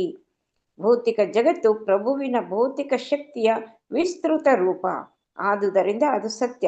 ಹಾವು ಹಗ್ಗಗಳ ಉದಾಹರಣೆಯಿಂದ ಕೆಲವೊಮ್ಮೆ ಹೇಳಲಾಗುವಂತೆ ಅದು ಮಿಥ್ಯವಲ್ಲ. ಹರೇ ಕೃಷ್ಣ ಮಾತಾಜಿ. ಹರೇ ಧನ್ಯವಾದ ಕೃಷ್ಣ ಮಾತಾಜಿ. ಧನ್ಯವಾದಗಳು ಮಾತಾಜಿ. ಮಾತಾಜಿ. ಮಾತಾಜಿ. ಎಕ್ಸ್ಪ್ಲೇನ್ ಮಾಡ್ತದಲ್ವಾ ಮಾತಾಜಿ? ಹೌದು. ನೋಡಿ, ಇಲ್ಲಿ ಮಾಯವಾದಿಯು ಕೆಲವೊಮ್ಮೆ ಹಾವು ಮತ್ತು ಹಗ್ಗದ ವಾದವನ್ನು ಮುಂದೆ ಇಡ್ತಾನೆ. ಈಗ ಸಂದೇಹ ಕತ್ತಲಿನಲ್ಲಿ ಕೆಲವೊಮ್ಮೆ ನಮ್ಗೆ ಅಜ್ಞಾನದಿಂದ ವಕ್ರವಾಗಿ ಬಿದ್ದಿರುವ ಹಗ್ಗವನ್ನು ಕಂಡು ನಾವು ಹಾವು ಅಂತೇಳಿ ಭಾವಿಸುವುದು ಉಂಟು. ಹಗ್ಗವನ್ನು ಹಾವು ಎಂದು ಭಾವಿಸಿದ ಮಾತ್ರಕ್ಕೆ ಆ ಹಗ್ಗವಾಗಲಿ ಹಾವಾಗಲಿ ಅದು ಸುಳ್ಳು ಎಂದು ಅರ್ಥವಲ್ಲ. ಆದುದರಿಂದ ಈ ಭೌತಿಕ ಜಗತ್ತಿನ ಈ ಮಿಥ್ಯ ಸ್ವರೂಪ ಅದು ಏನಿದೆಯೋ ಅದನ್ನು ಸ್ಪಷ್ಟಪಡಿಸಲು ಮಾಯವಾದಿಯು ಉಪಯೋಗಿಸುವ ಈ ನಿರ್ದರ್ಶನ ಅದು ಸಿಂಧುವಲ್ಲ. ಒಂದು ವಸ್ತುವನ್ನು ವಾಸ್ತವ ಎಂದು ಭಾವಿಸಿ ಅದಕ್ಕೆ ನಿಜವಾಗಿ ಅಸ್ತಿತ್ವವಿಲ್ಲದಿದ್ದಾಗ ಅದು ಸುಳ್ಳು. ಆದರೆ ಒಂದು ವಸ್ತುವನ್ನು ಇನ್ನೊಂದು ವಸ್ತು ಎಂದು ತಪ್ಪಾಗಿ ನಾವು ಭಾವಿಸಿದ್ರೆ ಅದು ಸುಳ್ಳು ಅಲ್ಲ. ವೈಷ್ಣವ ಸಿದ್ಧಾಂತಿಗಳು ಭೌತಿಕ ಜಗತ್ತನ್ನು ಮಣ್ಣಿನ ಮಡಕೆಗೆ ಹೋಲಿಸಿದ್ರು. ಬಹು ಉಚಿತವಾದ ಒಂದು ಉದಾಹರಣೆಯನ್ನು ಕೊಟ್ಟಿದ್ದಾರೆ. ನಾವು ಮಣ್ಣಿನ ಮಡಕೆಯನ್ನು ನೋಡಿದಾಗ ಅದು ಕೂಡಲೇ ಮಾಯವಾಗಿ ಮತ್ತೊಂದು ವಸ್ತುವಾಗಿ ಆಗುವುದಿಲ್ಲ. ಅದು ಶಾಶ್ವತವಲ್ಲದಿರಬಹುದು, ಆದ್ರೆ ನೀರನ್ನು ತರಲು ಮಣ್ಣಿನ ಮಡಕೆಯನ್ನೇ ನಾವು ಬಳಸ್ತೇವೆ ಮತ್ತು ಅದನ್ನು ಮಣ್ಣಿನ ಮಡಕೆಯಂತೆ ನಾವು ನೋಡ್ತೇವೆ. ಆದುದರಿಂದ ಈ ಮಣ್ಣಿನ ಮಡಕೆ ಅಲ್ಪ ಕಾಲದಾಗಿ ಮೂಲ ಮಣ್ಣಿನ ಭಿನ್ನವಾದ್ರೂ ಕೂಡ ಅದು ಸುಳ್ಳು ಅಂತ ಹೇಳಲಿಕ್ಕೆ ಆಗೋದಿಲ್ಲ. ಆದುದರಿಂದ ಇಡೀ ಭೂಮಿ ಮತ್ತು ಮಣ್ಣಿನ ಮಡಕೆ ಎರಡೂ ಕೂಡ ಸತ್ಯ ಎಂದು ತೀರ್ಮಾನ ಆಗ್ತದೆ. ಏಕೆಂದ್ರೆ ಒಂದು ಇನ್ನೊಂದರಿಂದ ಉತ್ಪನ್ನವಾಗಿತ್ತು. ಈ ಬ್ರಹ್ಮಾಂಡವು ಕರಗಿ ಹೋದಾಗ ಶಕ್ತಿಯು ದೇವೋತ್ತಮ ಪರಮ ಪುರುಷನನ್ನು ಪ್ರವೇಶ ಮಾಡ್ತದೆ ಅಂತ ಭಗವದ್ಗೀತೆ ಹೇಳ್ತದೆ. ದೇವೋತ್ತಮ ಪರಮ ಪುರುಷ ಅವನು ವಿವಿಧ ಶಕ್ತಿಗಳೊಡನೆ ಶಾಶ್ವತವಾಗಿ ಇದ್ದಾನೆ. ಭೌತಿಕ ಸೃಷ್ಟಿಯು ಅವನಿಂದ ಹೊರಹೊಮ್ಮುತ್ತದೆ. ಈ ಬ್ರಹ್ಮಾಂಡವು ಶೂನ್ಯದಿಂದ ಉತ್ಪತ್ತಿ ಆಯಿತು ಅಂತ ಹೇಳುವಂಥದ್ದು ಇಲ್ಲ. ಕೃಷ್ಣ ಅವನ ಶೂನ್ಯ ಅಲ್ಲ. ಅವನ ರೂಪ, ನಾಮ, ಗುಣ, ಪರಿವಾರ ಮತ್ತು ಸಹಚರರೊಡನೆ ಅವನು ಯಾವಾಗ್ಲೂ ಇದ್ದಾನೆ. ಆದುದರಿಂದ ಯಾವಾಗ್ಲೂ ಕೃಷ್ಣ ನಿರಾಕಾರ ಅಲ್ಲ. ಎಲ್ಲದರ ಮೂಲವೂ ಶೂನ್ಯವೂ ಅಲ್ಲ. ನಿರಾಕಾರ ತತ್ವವೂ ಅಲ್ಲ. ನಿರಾಕಾರತ್ವವೂ ಕೂಡ ಅಲ್ಲ. ಪರಮ ಪುರುಷ ಯಾವಾಗ್ಲೂ ಮೂಲ ಕಾರಣ. ಅವನೇ ಮೂಲ ಕಾರಣ. ಎಲ್ಲದರ ಮೂಲವು ಶೂನ್ಯವೂ ಅಲ್ಲ, ನಿರಾಕಾರತ್ವವೂ ಅಲ್ಲ ಅಂತ ಹೇಳಿ. ಹಾಗೆ ಪರಮ ಪುರುಷನೇ ಎಲ್ಲದಕ್ಕೂ ಮೂಲ ಕಾರಣ. ರಾಕ್ಷಸರು ಭೌತಿಕ ಸೃಷ್ಟಿಯು ಅನೀಶ್ವರ ಅಂತ ಹೇಳ್ಬಹುದು, ನಿಯಂತ್ರಕ ಅಥವಾ ದೇವರು ಇಲ್ಲ ಅಂತ ಹೇಳಿ ಕೂಡ ಅವರು ಹೇಳ್ಬಹುದು. ಆದ್ರೆ ಆ ಕಡೆಗೆ ನಾವು ಇಂತಹ ವಾದಗಳು ಯಾವಾಗ್ಲೂ ನಿಲ್ಲುವಂಥದ್ದು ಅಲ್ಲ.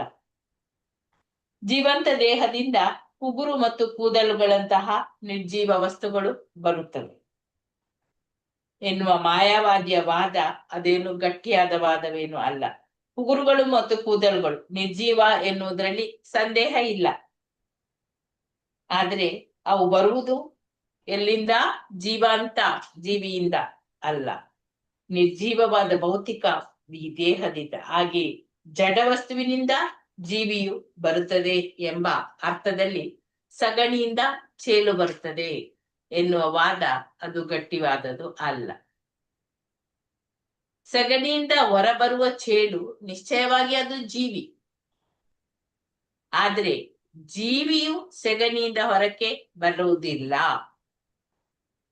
ಜೀವಿಯು ಈ ಭೌತಿಕ ದೇಹ ಮಾತ್ರ ಅಥವಾ ಚೇಲಿನ ದೇಹವು ಮಾತ್ರ ಸೆಗಣಿಯಿಂದ ಹೊರಕ್ಕೆ ಬರುತ್ತದೆ. ಭಗವದ್ಗೀತೆಯಿಂದ ನಮಗೆ ಅರ್ಥವಾಗುವಂತೆ ಜೀವಿಯ ಕಿಡಿಗಳಿಗೆ ಭೌತಿಕ ಪ್ರಕೃತಿಯಲ್ಲಿ ಗರ್ಭಧಾರಣೆ ಆಗ್ತದೆ. ಅನಂತರ ಅವು ಹೊರಗೆ ಬರ್ತದೆ. ಹಲವು ರೂಪಗಳಲ್ಲಿ ಜೀವಿಯ ದೇಹವನ್ನು ಭೌತಿಕ ಪ್ರಕೃತಿಯೇ ಕೊಡ್ತದೆ. ಆದ್ರೆ ಆ ಜೀವಿಯನ್ನು ಉತ್ಪಾದಿಸುವವನು ಯಾರು? ಪರಮ ಪ್ರಭು. ಕೆಲವು ನಿರ್ದಿಷ್ಟ ಸ್ಥಿತಿಗಳಲ್ಲಿ ಜೀವಿಗೆ ಅಗತ್ಯವಾದ ದೇಹವನ್ನು ತಂದೆ ಮತ್ತು ತಾಯಿ ಕೊಡ್ತಾರೆ. ಜೀವಿಯು ತನ್ನ ಬಯಕೆಗಳಿಗೆ ಅನುಗುಣವಾಗಿ ಅವನು ದೇಹದಿಂದ ದೇಹಕ್ಕೆ ಸಾಗುತ್ತಾನೆ. ದೇಹದಿಂದ ದೇಹಕ್ಕೆ ಜೀವಿಯೊಡನೆ ಹೋಗುತ್ತವೆ. ತನ್ನ ಬಯಕೆಗಳ ಅನುಗುಣವಾಗಿ ದೇಹದಿಂದ ದೇಹಕ್ಕೆ ಹೋಗ್ತಾನೆ. ಬುದ್ಧಿ ಮತ್ತು ಮನಸ್ಸು, ಅಹಂಭಾವ, ಇದು ಈ ಸೂಕ್ಷ್ಮ ರೂಪಗಳು. ಇವುಗಳಲ್ಲಿ ಬಯಕೆಗಳು ಏನಾಗ್ತದೆ? ಇದು ದೇಹದಿಂದ ದೇಹಕ್ಕೆ ಜೀವಿಯೊಡನೆ ಹೋಗ್ತದೆ. ಉತ್ತಮ ರೀತಿಯ ನಿರ್ವಹಣೆಯಿಂದ ಜೀವಿಯನ್ನು ಒಂದು ಬಗೆಯ ಭೌತಿಕ ದೇಹದ ಗರ್ಭದಲ್ಲಿ ಇಡಲಾಗ್ತದೆ. ಆನಂತರ ಅವನು ಅಂತಹುದೇ ಒಂದು ದೇಹವನ್ನು ಬೆಳೆಸಿಕೊಳ್ತಾನೆ. ಆದ್ದರಿಂದ ಜೀವಾತ್ಮನನ್ನು ಜಡದಿಂದ ಉತ್ಪತ್ತಿ ಮಾಡ್ಲಿಲ್ಲ. ಆದರೆ ಅದು ಉನ್ನತ ಏರ್ಪಾಡಿನಿಂದಾಗಿ ಸೂಕ್ತವಾದ ವಿಶಿಷ್ಟವಾದ ದೇಹವನ್ನು ಸ್ವೀಕರಿಸುತ್ತದೆ. ಈಗಿನ ಅನುಭವದಂತೆ ಈ ಭೌತಿಕ ಜಗತ್ತು, ಜಡವಸ್ತು ಮತ್ತೆ ಚೇತನ ಈ ಎರಡೂ ಕೂಡ ಸೇರಿ ಆಗಿದೆ. ಚೇತನ ಏನಿದೆಯೋ ಅದು ಜಡವಸ್ತುವನ್ನು ನಡೆಸ್ತಾನೆ. ಜೀವಾತ್ಮನು, ಜಡವಸ್ತುವು ಪರಮ ಪ್ರಭುವಿನ ಬೇರೆ ಬೇರೆ ಶಕ್ತಿಯವು. ಈ ಎರಡು ಶಕ್ತಿಗಳು ಕೂಡ ಪರಮ ಶಾಶ್ವತದ ಮತ್ತು ಪರಮ ಸತ್ಯದ ಉತ್ಪನ್ನ ಆದ್ದರಿಂದ ಅವು ವಾಸ್ತವ, ಅದು ಸುಳ್ಳು ಅಲ್ಲ. ಜೀವಿಯು ಪರಮೋನ್ನತನ ವಿಭಿನ್ನಾಂಶ ಆದುದರಿಂದ ಅದು ಶಾಶ್ವತ. ಆದ್ದರಿಂದ ಇಲ್ಲಿ ಹುಟ್ಟು ಅಥವಾ ಸಾವಿನ ಪ್ರಶ್ನೆ ಇಲ್ಲ. ವೇದದಲ್ಲಿ ಹೇಳಿರುವ ಸರ್ವಂ ಕಲ್ವ ಇದಂ ಬ್ರಹ್ಮ ಎಂದು ಎರಡು ಶಕ್ತಿಗಳು ಪರಂಬ್ರಹ್ಮನಿಂದ ಮೂಡಿ ಬಂದಿರುವುದರಿಂದ ನಮ್ಮ ಅನುಭವಕ್ಕೆ ಬರುವ ಯಾವುದೇ ಆಗಲಿ ಬ್ರಹ್ಮನ್ ಇಂದ ಬೇರೆ ಅಲ್ಲ ಎಂದು ಅರ್ಥ. ಈ ಭೌತಿಕ ಜಗತ್ತಿನ ಅಸ್ತಿತ್ವದ ವಿಷಯವಾಗಿ ಹಲವಾರು ವಾದಗಳು ಇವೆ. ವೈಷ್ಣವ ಸಿದ್ಧಾಂತದ ನಿರ್ಣಯವೇ ಅತ್ಯುತ್ತಮವಾದದ್ದು. ಮಣ್ಣಿನ ಮಡಕೆಯ ಉದಾಹರಣೆ ತುಂಬಾ ಸುಲಭವಾಗಿ ಉಚಿತವಾಗಿದೆ. ಮಣ್ಣಿನ ಮಡಿಕೆಯ ರೂಪವು ಅಲ್ಪಕಾಲದ್ದು, ಆದ್ರೆ ಅದಕ್ಕೆ ಒಂದು ನಿರ್ದಿಷ್ಟವಾದ ಉದ್ದೇಶ ಇದೆ. ಮಣ್ಣಿನ ಮಡಕೆಯ ಉದ್ದೇಶ ಅದು ಸ್ಥಳದಿಂದ ಸ್ಥಳಕ್ಕೆ ನೀರನ್ನು ಕೊಂಡೊಯ್ತದೆ. ಹಾಗೆಯೇ ಭೌತಿಕ ದೇಹವು ಅಶ್ವಾಶ್ವತವಾದರೂ ಅದಕ್ಕೆ ಒಂದು ವಿಶೇಷವಾದ ಪ್ರಯೋಜನ ಇದೆ. ಜೀವಿ ಅನಾದಿ ಕಾಲದಿಂದಲೂ ತನ್ನಲ್ಲಿ ಸಂತೈಸಿ ಇಟ್ಟುಕೊಂಡ ಅಪೇಕ್ಷೆಗಳಿಗೆ ಅನುಗುಣವಾಗಿ ವಿವಿಧ ಬಗೆಯ ಬಾಹಿಕ ದೇಹಗಳನ್ನು ಪಡೆಯುವಂತಹ ಅವಕಾಶ ಅವನಿಗೆ ಸೃಷ್ಟಿಯ ಆದಿಯಿಂದಲೇ ಕೊಡ್ಲಾಗ್ತದೆ. ಪಕ್ವವಾದ ಪ್ರಜ್ಞೆಯನ್ನು ಸದುಪಯೋಗಕ್ಕೆ ಹಚ್ಚಲು ಮಾನವ ಜನ್ಮ ಅದು ಒಂದು ವಿಶೇಷವಾದ ಅವಕಾಶ. ಕೆಲವೊಮ್ಮೆ ಮಾಯಾವಾದಿಗಳು ಈ ವಾದವನ್ನು ಮುಂದೆ ಇಡ್ತಾರೆ. ಈ ಭೌತಿಕ ಜಗತ್ತು ಸತ್ಯವಾದ್ರೆ ಗೃಹಸ್ಥರು ಈ ಭೌತಿಕ ಜಗತ್ತಿನ ಸಂಬಂಧವನ್ನು ಬಿಟ್ಟು ಸನ್ಯಾಸವನ್ನು ತೆಗೆದುಕೊಳ್ಬೇಕು ಅಂತೇಳಿ. ಅದು ಯಾಕೆ ಹೇಳ್ತಾರೆ? ಜಗತ್ತು ಮಿಥ್ಯವಾದುದರಿಂದ ಭೌತಿಕ ಕರ್ಮಗಳನ್ನು ಬಿಡಬೇಕು ಎನ್ನುವುದು ವೈಷ್ಣವ ಸಿದ್ಧಾಂತಿಯ ಅಭಿಪ್ರಾಯ ಅಲ್ಲ. ವೈಷ್ಣವ ಸನ್ಯಾಸದ ಉದ್ದೇಶ ವಸ್ತುಗಳನ್ನು ಹೇಗೆ ಬಳಸಿಕೊಳ್ಬೇಕು ಹಾಗೆಯೇ ಬಳಸುವುದು. ಈ ಭೌತಿಕ ಜಗತ್ತಿನ ಒಂದಿಗೆ ವ್ಯವಹರಿಸಲು ಶ್ರೀಲರೂಪ ಗೋಸ್ವಾಮಿಯವರು 2 ಸೂತ್ರಗಳನ್ನು ಕೊಟ್ಟಿದ್ದಾರೆ. ಅದೇನೆಂದ್ರೆ, ವೈಷ್ಣವನು ಪ್ರಾಪಂಚಿಕ ಜೀವನ ವಿಧಾನವನ್ನು ಬಿಟ್ಟು ಸನ್ಯಾಸವನ್ನು ಸ್ವೀಕರಿಸುವುದು ಈ ಭೌತಿಕ ಜಗತ್ತು ಮಿಥ್ಯ ಎನ್ನುವ ಕಲ್ಪನೆಯಿಂದ ಅಲ್ಲ, ಆದ್ರೆ ಎಲ್ಲವನ್ನು ಕೂಡ ಈ ಪ್ರಭುವಿನ ಸೇವೆಯಲ್ಲಿ ತೊಡಗಿಸುವ ಕಾರ್ಯಕ್ಕೆ ತನ್ನನ್ನು ಅರ್ಪಿಸಿಕೊಳ್ಳುವುದಕ್ಕಾಗಿ.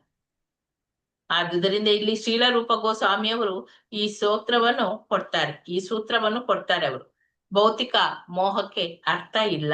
ಆದುದರಿಂದ ಮನುಷ್ಯ ಭೌತಿಕ ಜಗತ್ತಿನ ವಿಷಯದಲ್ಲಿ ಯಾವಾಗ್ಲೂ ನಿರ್ಲಿಪ್ತನಾಗಿರಬೇಕು. ಇಡೀ ಭೌತಿಕ ಜಗತ್ತು, ಇಡೀ ಬ್ರಹ್ಮಾಂಡವು ಭಗವಂತನಾದ ಕೃಷ್ಣನಿಗೆ ಅದು ಸೇರಿತು. ಆದುದರಿಂದ ಎಲ್ಲವನ್ನು ನಾವು ಕೃಷ್ಣನಿಗೆ ಬಳಸ್ಬೇಕು. ಭಕ್ತನು ಭೌತಿಕ ವಿಷಯಗಳ ಮಟ್ಟಿಗೆ ಅವನು ನಿರ್ಮೋಹಿಯಾಗಿರ್ಬೇಕು. ಇದು ವೈಷ್ಣವ ಸನ್ಯಾಸದ ಉದ್ದೇಶ. ಆದ್ರೆ ಪ್ರಾಪಂಚಿಕವಾದಿಯು ಇಂದ್ರಿಯ ತೃಪ್ತಿಗಾಗಿ ಜಗತ್ತಿಗೆ ನಾವು ಅಂಟಿಕೊಳ್ತೇವೆ. ಆದರೆ ವೈಷ್ಣವ ಸನ್ಯಾಸಿ ತನ್ನ ವೈಯಕ್ತಿಕ ಇಂದ್ರಿಯ ತೃಪ್ತಿಗಾಗಿ ಅವನು ಏನನ್ನೂ ಸ್ವೀಕರಿಸದಿದ್ರೂ ಎಲ್ಲವನ್ನು ಕೂಡ ಭಗವಂತ ಪ್ರಭುವಿನ ಸೇವೆಗೆ ಬಳಸುವ ಕಲೆಯನ್ನು ಅವನು ತಿಳಿದಿರ್ತಾನೆ. ಆದ್ದರಿಂದ ಮಾಯಾವಾದಿಗಳಿಗೆ ಭಗವಂತನ ಸೇವೆಯಲ್ಲಿ ಪ್ರತಿಯೊಂದು ಉಪಯುಕ್ತ ಎನ್ನುವುದು ತಿಳಿದಿಲ್ಲ ಅಂತ ಹೇಳಿ ಶ್ರೀಲರೂಪ ಗೋಸ್ವಾಮಿಯವರು ಇಲ್ಲಿ ಟೀಕಿಸಿದ್ದಾರೆ. ಇದಕ್ಕೆ ಪ್ರತಿಯಾಗಿ ಅವರು ಜಗತ್ತೇ ಮಿಥ್ಯ ಎಂದು ಭಾವಿಸ್ತಾರೆ. ಈ ಭೌತಿಕ ಜಗತ್ತಿನ ಕಲ್ಮಶದಿಂದ ಬಿಡುಗಡೆ ಹೊಂದಬೇಕೆಂದು ಮಿಥ್ಯ ವಿಚಾರವನ್ನು ಮಾಡ್ತಾರೆ. ಪ್ರತಿಯೊಂದು ವಸ್ತುವು ಪರಮ ಪ್ರಭುವಿನ ಸತ್ಯ ವಿಸ್ತೃತ ರೂಪವಾದುದರಿಂದ ವಿಸ್ತೃತ ರೂಪಗಳು ಪರಮ ಪ್ರಭುವಿನಷ್ಟೇ ವಾಸ್ತವ. ಈ ಬ್ರಹ್ಮಾಂಡ ಅದು ಅಶ್ವಾಶ್ವತವಾದ ಅಭಿವ್ಯಕ್ತಿ ಅಥವಾ ಅದು ಮಿಥ್ಯ ಎಂದಾಗ್ಲಿ, ಆ ಅಭಿವ್ಯಕ್ತಿಯ ಮೂಲ ಮಿಥ್ಯ ಎಂದಾಗ್ಲಿ ಅದು ಅರ್ಥ ರೀತಿ ಅಲ್ಲ. ಆದರೆ ಅಭಿವ್ಯಕ್ತಿಯ ಮೂಲ ಅದು ಸತ್ಯವಾದುದರಿಂದ ಅಭಿವ್ಯಕ್ತಿ ಕೂಡ ಅವನು ಸತ್ಯ. ಆದ್ರೆ ಅದನ್ನು ಬಳಸಿಕೊಳ್ಳುವುದು ಹೇಗೆ ಎಂದು ಮನುಷ್ಯನಿಗೆ ಅದು ಗೊತ್ತಿರ್ಬೇಕು. ಪುನಃ ಅದೇ ಉದಾಹರಣೆಯನ್ನು ಕೂಡ ಕೊಡ್ಬೋದು. ಅಶಾಶ್ವತವಾದ ಮಣ್ಣಿನ ಮಡಕೆಯನ್ನು ಸಮಸ್ತ ಭೂಮಿಯಿಂದಲೇ ಮಾಡಿದೆ. ಅದನ್ನು ಒಂದು ಸೂಕ್ತವಾದ ಉದ್ದೇಶಕ್ಕೆ ಬಳಸಿದಾಗ ಮಡಕೆ ಸುಳ್ಳ ಅಲ್ಲ. ವಿವೇಚನೆ ಇರುವ ಮನುಷ್ಯನಿಗೆ ಅಶಾಶ್ವತವಾದ ಮಣ್ಣಿನ ಮಡಕೆಯನ್ನು ಬಳಸಿಕೊಳ್ಳುವುದು ಹೇಗೆ ಎಂದು ತಿಳಿದಿರುವಂತೆ ವೈಷ್ಣವ ಸಿದ್ಧಾಂತಿಗಳಿಗೆ ಅಶಾಶ್ವತವಾದ ಈ ಭೌತಿಕ ಪ್ರಪಂಚವನ್ನು ಬಳಸಿಕೊಳ್ಳುವುದು ಹೇಗೆ ಅಂತ ಹೇಳಿ ಗೊತ್ತಿರ್ತದೆ. ಮಣ್ಣಿನ ಮಡಕೆಯನ್ನು ತಪ್ಪು ಉದ್ದೇಶಕ್ಕೆ ಬಳಸಿದಾಗ ಅದು ಸುಳ್ಳು ಅಂತೇಳಿ ಆಗ್ತದೆ. ಹಾಗೆ ಈ ಮನುಷ್ಯ ಶರೀರವನ್ನಾಗ್ಲಿ ಭೌತಿಕ ಜಗತ್ತನ್ನಾಗ್ಲಿ ಈ ಮಿಥ್ಯವಾದ ಇಂದ್ರಿಯ ತೃಪ್ತಿಗಾಗಿ ಬಳಸಿಕೊಂಡಾಗ ಅದು ಮಿಥ್ಯ ಆಗ್ತದೆ. ಆದ್ರೆ ಈ ಮನುಷ್ಯ ಶರೀರವನ್ನು ಭೌತಿಕ ಸೃಷ್ಟಿಯನ್ನು ಪರಮಪ್ರಭುವಿನ ಸೇವೆಯಲ್ಲಿ ಬಳಸಿಕೊಂಡಾಗ ಆ ಕಾರ್ಯಗಳು ಎಂದು ಕೂಡ ಸುಳ್ಳಾಗುವುದಿಲ್ಲ. ಈ ದೇಹವನ್ನು ಭೌತಿಕ ಜಗತ್ತನ್ನು ಪ್ರಭುವಿನ ಸೇವೆಯನ್ನು ಎಲ್ಲಿ ಬಳಸಿಕೊಳ್ಳುವ ಮನೋಧರ್ಮ ಸ್ವಲ್ಪ ಮಟ್ಟಿಗಾದ್ರೂ ಅದು ಮನುಷ್ಯನನ್ನು ಅತ್ಯಂತ ತೀವ್ರ ಅಪಾಯದಿಂದ ಬಿಡುಗಡೆ ಮಾಡ್ತದೆ ಅಂತೇಳಿ ಭಗವದ್ಗೀತೆಯಲ್ಲಿ ಹೇಳಿದ್ದಾರೆ. ಅವುಗಳನ್ನು ಸರಿಯಾಗಿ ಉಪಯೋಗಿಸ್ಕೊಂಡ್ರೆ ದೇವೋತ್ತಮ ಪರಮ ಪುರುಷನಿಂದ ಹೊರಹೊಮ್ಮುವ ಆ ಉತ್ತಮ ಶಕ್ತಿಗಳಾಗ್ಲಿ ಅಥವಾ ಕೆಳಮಟ್ಟದ ಶಕ್ತಿಗಳಾಗ್ಲಿ ಸುಳ್ಳು ಆಗೋದಿಲ್ಲ. ಫಲಾಕಾಂಕ್ಷಿ ಕರ್ಮದ ಮಟ್ಟಿಗೆ ಹೇಳುವುದಾದ್ರೆ ಅವಕ್ಕೆ ಮುಖ್ಯವಾಗಿ ಇಂದ್ರಿಯ ತೃಪ್ತಿಯ ವೇದಿಕೆಯೇ ಆಧಾರ. ಆದುದರಿಂದ ಕೃಷ್ಣ ಪ್ರಜ್ಞೆಯಲ್ಲಿ ಮುಂದುವರಿದವನು ಅವುಗಳನ್ನು ಬಯಸುವುದು ಇಲ್ಲ. ಫಲಾಕಾಂಕ್ಷಿ ಕರ್ಮದ ಫಲವು ಮನುಷ್ಯನನ್ನು ಮೇಲಿನ ಲೋಕಗಳಿಗೆ ಎತ್ತಲಿಕ್ಕೆ ಸಾಧ್ಯ, ಎತ್ತಬಲ್ಲದು. ಆದ್ರೆ ಭಗವದ್ಗೀತೆಯಲ್ಲಿ ಹೇಳಿದಂತೆ ಮೂರ್ಖರು ಪುಣ್ಯ ಕರ್ಮಗಳ ಫಲವನ್ನು ಸ್ವರ್ಗದಲ್ಲಿ ಮುಗಿಸಿ ಮತ್ತೆ ಈ ಕೆಳಗಿನ ಲೋಕಕ್ಕೆ ಅವರು ಬರ್ತಾರೆ. ಉನ್ನತ ಲೋಕಗಳಿಗೆ ಹೋಗ್ಲಿಕ್ಕೆ ಮತ್ತೆ ಪುನಃ ಪ್ರಯತ್ನ ಮಾಡ್ತಾರೆ. ಅನೇಕ ಮಂದಿ ಭೌತಿಕ ವಿಜ್ಞಾನಿಗಳು ಚಂದ್ರಲೋಕಕ್ಕೆ ಹೋಗಿ ಹಿಂದಿರುಗಳು ಪ್ರಯತ್ನ ಪಡ್ತಾ ತಮ್ಮ ಕಾಲವನ್ನು ಹಾಳು ಮಾಡಿಕೊಳ್ತಾ ಈ ಜನರು ಹಾಳು ಮಾಡಿಕೊಳ್ಳುವಂತೆ ಈ ಜನರು ಏನ್ ಮಾಡ್ತಾರೆ, ಒಂದೇ ಲಾಭವೆಂದ್ರೆ ಅವರಿಗೆ ಹೋಗಿ ಹಿಂದಕ್ಕೆ ಬರುವಂತಹ ಶ್ರಮ. ಇಂತಹ ಕರ್ಮಗಳನ್ನು ತೊಡಗಿರುವವರನ್ನು ವೇದಗಳ ಸಕಾಲ ರೂಪಗಳು ಅಂಧ ಪರಂಪರಾ ಅಂತ ಹೇಳಿ ಅಥವಾ ವೈದಿಕ ವಿಧಿಗಳ ಕುರುಡು ಹಿಂಬಾಲಕರು ಅಂತ ಹೇಳಿ ವರ್ಣಿಸ್ತಾರೆ. ಇಂತಹ ವಿಧಿಗಳನ್ನು ವೇದಗಳಲ್ಲಿ ಹೆಸರಿಸಿರುವುದೇ ನಿಜ, ಆದ್ರೆ ಇದು ಅವರಿಗೆ ಅಲ್ಲ. ಯಾರು ಭೌತಿಕ ಸುಖದಲ್ಲಿ ತುಂಬಾ ಮೋಹಗೊಂಡವರು ಮೇಲಿನ ಲೋಕಕ್ಕೆ ಹೋಗುವ ಸಾಧ್ಯತೆಯಿಂದ ಆಕರ್ಷಿತರಾಗ್ತಾರೆ. ಆದುದರಿಂದ ಇಂತಹ ವಿಧಿಗಳನ್ನು ಅವರು ಆಚರಿಸ್ತಾರೆ. ಆದ್ರೆ ಬುದ್ಧಿವಂತ ಯಾರಾಗಿದ್ದಾರೋ ಅವನು ಇಂತಹ ಸಂಸ್ಕೃತಿಗಳೆಲ್ಲ ವಾಸ್ತವವಾಗಿರುವಂತೆ ಕಾಣುವುದಕ್ಕಾಗಿ ಯೋಗ್ಯ ಗುರುವನ್ನು ಆಶ್ರಯಿಸ್ತಾನೆ. ಕಾಮ್ಯ ಕರ್ಮಗಳನ್ನು ಅವನು ಮಾಡುವುದಿಲ್ಲ. ಪ್ರಭುವಿನ ಪ್ರೀತಿಪೂರ್ವಕ ದಿವ್ಯ ಸೇವೆಯಲ್ಲಿ ಅವನು ಯಾವಾಗ್ಲೂ ನಿರತನಾಗಿರ್ತಾನೆ. ಭಕ್ತರಲ್ಲದವರು ಏನ್ ಮಾಡ್ತಾರೆ, ವೈದಿಕ ವಿಧಿಗಳನ್ನು ಅವರು ಪ್ರಾಪಂಚಿಕ ಕಾರಣಗಳಿಗಾಗಿ ಮಾತ್ರ ಆಚರಿಸ್ತಾರೆ. ಆಮೇಲೆ ಅವರಿಗೆ ದಿಗ್ಭ್ರಮೆ ಆಗ್ತದೆ. ಅದಕ್ಕೆ ಒಂದು ಸ್ಪಷ್ಟವಾದ ಒಂದು ಉದಾಹರಣೆ ಕೊಟ್ಟಿದ್ದಾರೆ. ಲಕ್ಷಾಂತರ ಡಾಲರ್ಗಳ ಕರೆನ್ಸಿ ನೋಟುಗಳಿದ್ದು ಅದನ್ನು ಖರ್ಚು ಮಾಡದೆ ಇಟ್ಟುಕೊಳ್ಳುವ ಬುದ್ಧಿವಂತನ ಉದಾಹರಣೆ. ಕರೆನ್ಸಿ ನೋಟುಗಳನ್ನು ಅದನ್ನೇ ತೆಗೆದುಕೊಂಡ್ರೆ ಅದು ಕಾಗದವಲ್ಲದೆ ಬೇರೇನೂ ಅಲ್ಲ ಎಂದು ಅವನಿಗೆ ಅದು ಗೊತ್ತು. ಕರೆನ್ಸಿ ನೋಟುಗಳಲ್ಲಿ 10 ಲಕ್ಷ ಡಾಲರ್ಗಳಿರುವ ಮನುಷ್ಯನು ವಾಸ್ತವವಾಗಿ ಕಾಗದಗಳ ದೊಡ್ಡ ಕಟ್ಟನ್ನೇ ಹಿಡಿದುಕೊಂಡಿರ್ತಾನೆ. ಆದ್ರೆ ಅವನು ಅದನ್ನು ಯಾವುದಾದ್ರೂ ಉದ್ದೇಶಕ್ಕೆ ಬಳಸಿದ್ರೆ ಅದರ ಪ್ರಯೋಜನವನ್ನು ಅವನು ಪಡೀತಾನೆ. ವಾಸ್ತವವಾಗಿ ರೂಪಾಯಿ ನೋಟುಗಳು ಕಾಗದ ಅಷ್ಟೇ, ಆದರೂ ಅವುಗಳನ್ನು ಸರಕಾರವು ಕೊಟ್ಟಿರುತ್ತದೆಯಾಗಿ ನೋಟುಗಳು ಪೂರ್ಣ ಬೆಲೆಯಾಗಿ ಇರ್ತದೆ. ಹಾಗೆ ಈ ಭೌತಿಕ ಜಗತ್ತು ಇದು ಮಿಥ್ಯವಾಗಿರಬಹುದಾದ್ರೂ ಅಥವಾ ಅಲ್ಪಕಾಲದ್ದು ಆಗಿರಬಹುದಾದ್ರೂ ಅದು ಪರಮಪ್ರಭುವಿನಿಂದ ಹೊರಹೊಮ್ಮಿದೆ. ಅದಕ್ಕೆ ಆ ಪೂರ್ಣ ಮೌಲ್ಯ ಇದೆ. ವೈಷ್ಣವ ಸಿದ್ಧಾಂತಿಯು ಭೌತಿಕ ಜಗತ್ತಿನ ಈ ಪೂರ್ಣ ಮೌಲ್ಯವನ್ನು ಅವನು ಗುರುತಿಸ್ತಾನೆ. ಅದನ್ನು ಸರಿಯಾಗಿ ಹೇಗೆ ಬಳಸಿಕೊಳ್ಬೇಕು ಎನ್ನುವುದನ್ನು ವೈಷ್ಣವ ಸಿದ್ಧಾಂತಿ ತಿಳಿದುಕೊಂಡಿರ್ತಾನೆ. ಮಾಯವಾದಿಯು ಕರೆನ್ಸಿ ನೋಟನ್ನು ಕೆಲಸಕ್ಕೆ ಬಾರದ ಕಾಗದವೆಂದು ತಪ್ಪು ತಿಳಿದುಕೊಂಡು ಅದನ್ನು ತ್ಯಜಿಸಿ ಬಿಡ್ತಾನೆ. ಹಣವನ್ನು ಅವನು ಬಳಸಿಕೊಳ್ಳಲಾರ. ದೇವೋತ್ತಮ ಪರಮಪುರುಷನ ಸೇವೆಯನ್ನು ಮಾಡಲು ಈ ಭೌತಿಕ ಜಗತ್ತು ಎಷ್ಟು ಮುಖ್ಯ ಎನ್ನುವುದನ್ನು ತಿಳಿಯದೆ ಯಾರಾದ್ರೂ ಈ ಭೌತಿಕ ಜಗತ್ತು ಸುಳ್ಳು ಅಂತೇಳಿ ತಿರಸ್ಕರಿಸಿದರೆ ಅಂತಹ ವೈರಾಗ್ಯಕ್ಕೆ ಯಾವಾಗ್ಲೂ ಬೆಲೆ ಎಂಬುದೇ ಇಲ್ಲ ಅಂತೇಳಿ ಶ್ರೀಲರೂಪ ಗೋಸ್ವಾಮಿಯವರು ಹೇಳಿದ್ದಾರೆ. ಈಗ ಪ್ರಭುವಿನ ಸೇವೆ ಸಲ್ಲಿಸಲು ಭೌತಿಕ ಜಗತ್ತು ಎಷ್ಟು ನೆರವಾಗ್ತದೆ ಎಂದು ತಿಳಿದುಕೊಂಡು ಭೌತಿಕ ಜಗತ್ತಿನಲ್ಲಿ ಮೋಹವನ್ನು ಇಟ್ಟುಕೊಳ್ಳದೆ ಇಂದ್ರಿಯ ತೃಪ್ತಿಗಾಗಿ ಭೌತಿಕ ಜಗತ್ತನ್ನು ಬಳಸದೆ ತ್ಯಾಗ ಮಾಡುವವನು ಅವನೇ ನಿಜವಾದ ವೈರಾಗಿ ಅಥವಾ ವಿರಾಗಿ. ಭೌತಿಕ ಜಗತ್ತು ಪ್ರಭುವಿನ ಅವನ ಈ ಭೌತಿಕ ಶಕ್ತಿಯ ವಿಸ್ತೃತ ರೂಪ. ಆದುದರಿಂದ ಅದು ಸತ್ಯ. ಯಾವಾಗ್ಲೂ ಹಾವು ಹಗ್ಗಗಳ ಉದಾಹರಣೆಯಿಂದ ಕೆಲವೊಮ್ಮೆ ಹೇಳಲಾಗುವಂತೆ ಅದು ಯಾವಾಗ್ಲೂ ಸುಳ್ಳು ಆಗಿರುವುದಿಲ್ಲ. ಹರೇ ಕೃಷ್ಣ. ಓದಿ ಇನ್ನೊಂದು ಪೇಜ್ ಓದು. HG ಪ್ರಭಾವತಿ ಮಾತಾಜಿ ಓದಿ.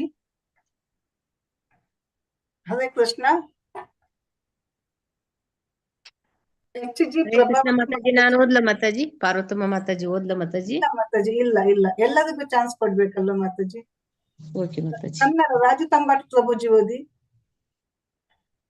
ಕನ್ನಡ ರಾಜು ತಂಬಾಟ್ ಪ್ರಭುಜಿ ಅನ್ಮ್ಯೂಟ್ ಮಾಡ್ಕೊಳ್ಳಿ. ಕನ್ನಡ ಸೌಮ್ಯಶ್ರೀ ಮಾತಾಜಿ ಓದಿ. ಹರೇ ಕೃಷ್ಣ ಮಾತಾಜಿ. ಓದಿ ಮಾತಾಜಿ. ವೇದಗಳ ಸಾಕಾರ ರೂಪಗಳು ಹೀಗೆ ಹೇಳಿದವು. ಬ್ರಹ್ಮಾಂಡವು ಅದರ ಅಶಾಶ್ವತ ಅಸ್ತಿತ್ವದಿಂದ ಅಲುಗಾಡುತ್ತಿರುತ್ತದೆ. ಆದುದರಿಂದ ಅದು ಹೆಚ್ಚು ಬುದ್ಧಿ ಇಲ್ಲದವರಿಗೆ ಮಿಥ್ಯ ಎಂದು ಕಾಣುತ್ತದೆ. ಮಾಯಾವಾದಿಗಳು ಬ್ರಹ್ಮಾಂಡದ ಅಲುಗಾಟದ ಸ್ವಭಾವವನ್ನು ಪ್ರಪಂಚವು ಮಿಥ್ಯ ಎಂದು ತೋರಿಸಿಕೊಡಲು ಬಳಸಿಕೊಳ್ಳುತ್ತಾರೆ. ವೇದಗಳ ಪ್ರಕಾರ ಸೃಷ್ಟಿಯಾಗುವ ಮೊದಲು ಈ ಪ್ರಪಂಚಕ್ಕೆ ಅಸ್ತಿತ್ವವಿರಲಿಲ್ಲ. ಲಯದ ನಂತರ ಈ ಪ್ರಪಂಚವು ಕಾಣುವುದಿಲ್ಲ. ಶೂನ್ಯವಾದಿಗಳು ವೇದದ ಈ ಮಾತನ್ನು ಬಳಸಿಕೊಂಡು ಈ ಭೌತಿಕ ಜಗತ್ತಿಗೆ ಶೂನ್ಯವೇ ಕಾರಣ ಎಂಬ ನಿರ್ಣಯಕ್ಕೆ ಬರುತ್ತಾರೆ. ಆದರೆ ವೇದದ ಮಾತುಗಳು ಅದು ಶೂನ್ಯ ಎಂದು ಹೇಳುವುದಿಲ್ಲ. ವೇದದ ಮಾತು ಸೃಷ್ಟಿಯ ಮೂಲವನ್ನು ಲಯವನ್ನು ಹೀಗೆ ನಿರೂಪಿಸುತ್ತದೆ. ಯಥೋ ವಾ ಇಮಾನಿ ಭೂತಾನಿ ಜಾಯಂತೆ. ಯಾರಿಂದ ಈ ಬ್ರಹ್ಮಾಂಡವು ಹೊರಹೊಮ್ಮಿದೆಯೋ ಮತ್ತು ಲಯದ ನಂತರ ಯಾರಲ್ಲಿ ಲೀನವಾಗುವುದೋ ಇದನ್ನೇ ವೇದಾಂತ ಸೂತ್ರವು ವಿವರಿಸುತ್ತದೆ. ಶ್ರೀಮದ್ ಭಾಗವತದ 1ನೇ ಶ್ಲೋಕದಲ್ಲಿ ಇದನ್ನು ಜನ್ಮಾದ್ಯಸ್ಯ ಎಂದು ವಿವರಿಸಿದೆ. ಎಂದರೆ ಯಾರಿಂದ ಎಲ್ಲ ವಸ್ತುಗಳು ಹೊರಹೊಮ್ಮುತ್ತವೆಯೋ ಅವನು. ವೇದಗಳ ಈ ಮಾತುಗಳೆಲ್ಲ ಈ ಬ್ರಹ್ಮಾಂಡಕ್ಕೆ ಮೂಲ ಕಾರಣ. ದೇವೋತ್ತಮ ಪರಮಪುರುಷ ಅದು ಲಯವಾದಾಗ ಅವನಲ್ಲಿಯೇ ಲಯವಾಗುತ್ತದೆ ಎನ್ನುವುದನ್ನು ತೋರಿಸುತ್ತವೆ. ಭಗವದ್ಗೀತೆಯು ಇದೇ ಮಾತನ್ನು ಹೇಳುತ್ತದೆ. ಈ ಬ್ರಹ್ಮಾಂಡವು ಸೃಷ್ಟಿಯಾಗುತ್ತದೆ ಮತ್ತು ನಾಶವಾಗುತ್ತದೆ. ನಾಶವಾದ ನಂತರ ಪರಮಪ್ರಭುವಿನ ಅಸ್ತಿತ್ವದಲ್ಲಿ ಸೇರುತ್ತದೆ. ಬಹಿರಂಗ ಮಾಯಾ ಅಥವಾ ಹೊರಗಿನ ಶಕ್ತಿಯು ದೀಪದಂತೆ ಅಲಗಾಡುತ್ತಿದ್ದರೂ ಅದು ಪರಮಪ್ರಭುವಿನ ಶಕ್ತಿ. ಆದುದರಿಂದ ಮಿಥ್ಯವಾಗಿರಲಾರದು ಎನ್ನುವುದನ್ನು ಈ ಹೇಳಿಕೆಯು ಸಮರ್ಥಿಸುತ್ತದೆ. ಅದು ಮಿಥ್ಯವೆಂದು ತೋರುತ್ತದೆ ಅಷ್ಟೇ. ಆದಿಯಲ್ಲಿ ಭೌತಿಕ ಪ್ರಕೃತಿಗೆ ಅಸ್ತಿತ್ವವಿಲ್ಲ. ಲಯದ ನಂತರವೂ ಅದು ಅಸ್ತಿತ್ವದಲ್ಲಿರುವುದಿಲ್ಲ ಎನ್ನುವ ಕಾರಣದಿಂದ ಅದು ಮಿಥ್ಯ ಎಂದು ಮಾಯಾವಾದಿ ಸಿದ್ಧಾಂತಿಗಳು ವಾದಿಸುತ್ತಾರೆ. ಆದರೆ ವೇದದ ವಾದ ಸರಣಿಯನ್ನು ಮಣ್ಣಿನ ಮಡಕೆಗಳು ಮತ್ತು ತಟ್ಟೆಗಳ ನಿದರ್ಶನದಿಂದ ಹೇಳಬಹುದು.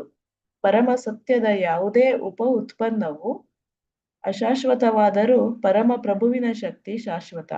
ಮಣ್ಣಿನ ಮಡಿಕೆಯನ್ನು ಅಥವಾ ಹೂಜಿಯನ್ನು ಒಡೆಯಬಹುದು, ಇಲ್ಲವೇ ತಟ್ಟೆ ಅಥವಾ ಬಟ್ಟಲಿನಂತೆ ಅದಕ್ಕೆ ಬೇರೆ ರೂಪವನ್ನು ಕೊಡಬಹುದು. ಆದರೆ ಅದನ್ನು ಮಾಡಲು ಬಳಸಿದ ವಸ್ತು ಮಣ್ಣು ಹಾಗೆಯೇ ಇರುತ್ತದೆ. ಈ ಬ್ರಹ್ಮಾಂಡದ ಮೂಲ ತತ್ವವು ಯಾವಾಗಲೂ ಒಂದೇ. ಇದು ಬ್ರಹ್ಮನ್ ಅಥವಾ ಪರಮ ಸತ್ಯ.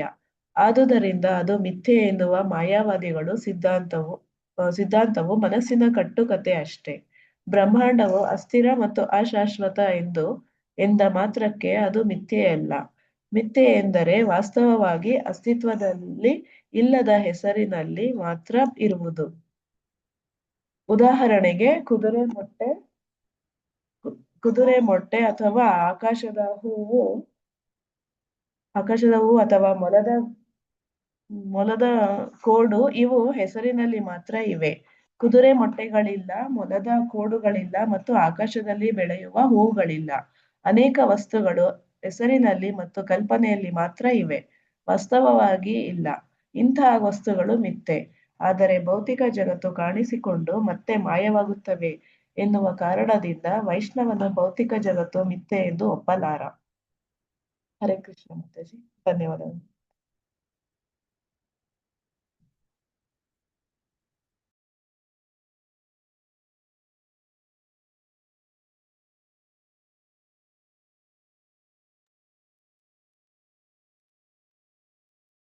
ಹರೇ ಕೃಷ್ಣ ಮಾತಾಜಿ. ಕೇಳಿಸ್ತಿದ್ಯಾ ಮಾತಾಜಿ? ಹರೇ ಕೃಷ್ಣ ಕೇಳಿಸ್ತಾ ಇದೆ ಮಾತಾಜಿ. ಮಾತಾಜಿ. ಒಂದ್ ನಿಮಿಷ ಮ್ಯೂಟ್ ಆಗಿದೆ, ಸಾರಿ. ಹಾ ಮಾತಾಜಿ ವೇದಗಳ ಎಕ್ಸ್ಪ್ಲೇನ್. ಸಕಾಲ ರೂಪ ಅದು ಏನ್ ಹೇಳ್ತವೆ ಅಂತ ಹೇಳಿದ್ರೆ, ಬ್ರಹ್ಮಾಂಡವು ಅದರ ಅಶ್ವಾಶ್ವತವಾದ ಅಸ್ತಿತ್ವದಿಂದ ಅಲುಗಾಡ್ತಾ ಇದೆ. ಹೆಚ್ಚು ಬುದ್ಧಿ ಇಲ್ಲದವರಿಗೆ ಇದು ಸುಳ್ಳು ಅಂತ ಹೇಳಿ ಕಾಣ್ತದೆ. ಮಾಯವಾದಿಗಳು ಬ್ರಹ್ಮಾಂಡದ ಈ ಅಲುಗಾಟದ ಈ ಸ್ವಭಾವವನ್ನು ಅವರು ಈ ಪ್ರಪಂಚ ಸುಳ್ಳು ಅಂತ ಹೇಳಿ ತೋರಿಸಿಕೊಡ್ಲಿಕ್ಕೆ ಇದನ್ನು ಬಳಸಿಕೊಡ್ತಾರೆ. ವೇದಗಳ ಪ್ರಕಾರ ಸೃಷ್ಟಿಯಾಗುವಂತಹ ಮೊದಲು ಈ ಪ್ರಪಂಚಕ್ಕೆ ಅಸ್ತಿತ್ವ ಇರಲಿಲ್ಲ. ಲಯದ ನಂತರ ಈ ಪ್ರಪಂಚ ಕಾಣುವುದಿಲ್ಲ. ಆದ್ರೆ ಶೂನ್ಯವಾದಿಗಳು ಈ ವೇದದ ಈ ಮಾತನ್ನು ಬಳಸಿಕೊಂಡು ಈ ಭೌತಿಕ ಜಗತ್ತಿಗೆ ಶೂನ್ಯವೇ ಕಾರಣ ಎಂಬ ನಿರ್ಣಯಕ್ಕೆ ಅವರು ಬರ್ತಾರೆ.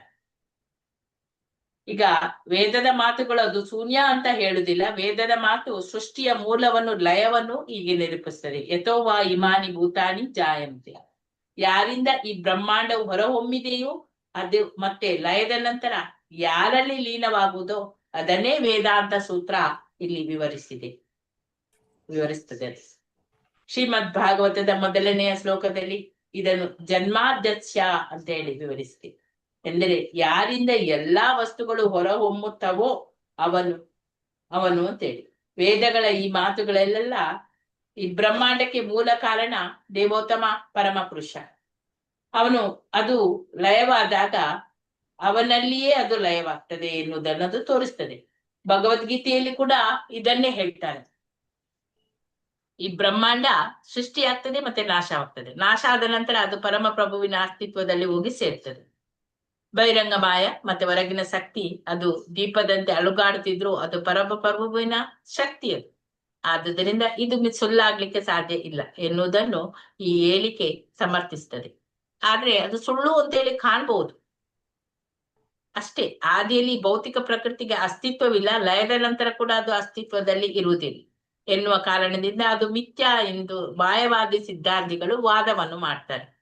ಆದ್ರೆ ವೇದದ ವಾದ ಸರಣಿಯನ್ನು ಮಣ್ಣಿನ ಮಡಕೆಗಳು ಮತ್ತು ತಟ್ಟೆಗಳ ನಿದರ್ಶನದಿಂದ ಹೇಳ್ಬಹುದು. ಪರಮ ಸತ್ಯದ ಯಾವುದೇ ಉಪ ಉತ್ಪನ್ನವು ಅಶ್ವಾಶ್ವತವಾದ್ರೂ ಕೂಡ ಪರಮ ಪ್ರಭುವಿನ ಶಕ್ತಿ ಅದು ಶಾಶ್ವತವಾಗಿಯೇ ಇದೆ. ಮಣ್ಣಿನ ಮಡಕೆಯನ್ನು ಅಥವಾ ಹೂಜಿಯನ್ನು ನಾವು ಒಡೆಯಬಹುದು, ಇಲ್ಲವೇ ತಟ್ಟೆ ಅಥವಾ ಬಟ್ಟಲಿನಂತೆ ಅದಕ್ಕೆ ಬೇರೆ ರೂಪವನ್ನು ನಾವು ಕೊಡ್ಬಹುದು. ಆದ್ರೆ ಅದನ್ನು ಮಾಡಲು ಬಳಸಿದಂತಹ ವಸ್ತು ಮಣ್ಣು ಅದು ಹಾಗೇ ಇರ್ತದೆ. ಈ ಬ್ರಹ್ಮಾಂಡದ ಮೂಲ ತತ್ವವು ಯಾವಾಗ್ಲೂ ಒಂದೇ. ಇದು ಬ್ರಹ್ಮನ್ ಅಥವಾ ಪರಮಸತ್ಯ. ಆದುದರಿಂದ ಅದು ಮಿಥ್ಯೆ ಎನ್ನುವ ಈ ಮಾಯಾವಾದಿಗಳ ಸಿದ್ಧಾಂತವು ಅದು ಮನಸ್ಸಿನ ಒಂದು ಕಟ್ಟುಕತೆ. ಬ್ರಹ್ಮಾಂಡವು ಅಸ್ಥಿರ ಅಥವಾ ಅಶ್ವಾಶ್ವತ ಎಂದು ಮಾತ್ರಕ್ಕೆ ಅದು ಸುಳ್ಳಾಗುವುದಿಲ್ಲ. ಮಿಥ್ಯೆ ಎಂದರೆ ಈಗ ಸುಳ್ಳು ಅಂದ್ರೆ ವಾಸ್ತವವಾಗಿ ಅಸ್ತಿತ್ವದಲ್ಲಿ ಇಲ್ಲದ ಹೆಸರಿನಲ್ಲಿ ಮಾತ್ರ ಇರುವುದು. ಉದಾಹರಣೆಗೆ ಕುದುರೆ ಮೊಟ್ಟೆ ಅಥವಾ ಆಕಾಶದ ಮೊಳದ ಕೋಡು, ಇವು ಹೆಸರಿನಲ್ಲಿ ಮಾತ್ರ ಇವೆ, ಆದ್ರೆ ನಿಜವಾಗಿ ಇದು ಇಲ್ಲ. ಕುದುರೆಗೆ ಮೊಟ್ಟೆಗಳು ಇಲ್ಲ, ಮೊಲದಕ್ಕೆ ಕೋಡುಗಳು ಇಲ್ಲ, ಆಕಾಶದಲ್ಲಿ ಬೆಳೆಯುವಂತಹ ಹೂಗಳು ಇಲ್ಲ. ಇಂತಹ ಅನೇಕ ವಸ್ತುಗಳು ಹೆಸರಿನಲ್ಲಿ ಮಾತ್ರ, ಒಂದು ಕಲ್ಪನೆಯಲ್ಲಿ ಮಾತ್ರ ಇವೆ, ವಾಸ್ತವವಾಗಿ ಇರುವುದಿಲ್ಲ. ಇದು ಸುಳ್ಳು. ಇಂತಹ ವಸ್ತುಗಳು ಸುಳ್ಳು. ಆದ್ರೆ ಭೌತಿಕ ಜಗತ್ತು ಕಾಣಿಸಿಕೊಂಡು ಮತ್ತೆ ಮಾಯವಾಗುತ್ತದೆ ಎನ್ನುವ ಕಾರಣದಿಂದ ವೈಷ್ಣವನು ಈ ಭೌತಿಕ ಜಗತ್ತು ಸುಳ್ಳು ಅಂತ ಹೇಳಿ ಎಂದಿಗೂ ಒಪ್ಪಲಾರನು. ಹರೇ ಕೃಷ್ಣ, ಹರೇ ಕೃಷ್ಣ. ಇನ್ನು ನಾಳೆ ನೋಡೋಣ ವೇದಗಳ ಸಕಾಲ ರೂಪಗಳು. ಇವತ್ತು ಸ್ವಲ್ಪ ತಡ ಆಯ್ತು, ಕ್ಷಮಿಸಿ. ನಾಳೆಗೆ ಸಹ ಮುಗಿಯೋದಿಲ್ಲವಾ? ಇಲ್ಲ, ಇನ್ನು 2 ದಿವಸ ಹೊಸದೇಶ. ಧನ್ಯವಾದಗಳು. ವಾಂಚಾ ಕಲ್ಪತರುಭ್ಯಶ್ಚ ಕೃಪಾ ಸಿಂಧುಭ್ಯ ಏವ ಚ ಪತಿತಾನಾಂ ಪಾವನೇಭ್ಯೋ ವೈಷ್ಣವೇಭ್ಯೋ ನಮೋ ನಮಃ. ಅನಂತ ಕೋಟಿ ಭಕ್ತ ವೃಂದ ಕಿ ಜಯ. ನಾಮಾಚಾರ್ಯ ಹರಿದಾಸ್ ಠಾಕೂರ್ ಕಿ ಜಯ. ಇಸ್ಕಾನ್ ಪೌಂಡರೇಸಿ ಭಕ್ತಿ ವೇದಾಂತ ಶ್ರೀಲ ಪ್ರಭುಪಾದ್ ಇವರಿಗೆ ಹರೇ ಕೃಷ್ಣ. ಧನ್ಯವಾದಗಳು. ನೆರೆದಿರುವ ಎಲ್ಲರಿಗೂ ಕೂಡ ಈ ದಿನ ಒಳ್ಳೆಯದಾಗ್ಲಿ ಅಂತ ಹೇಳ್ತಾ ನಾವು ಇಂದಿನ ತರಗತಿಯನ್ನು ನಿಲ್ಲಿಸೋಣ. ಹರೇ ಕೃಷ್ಣ.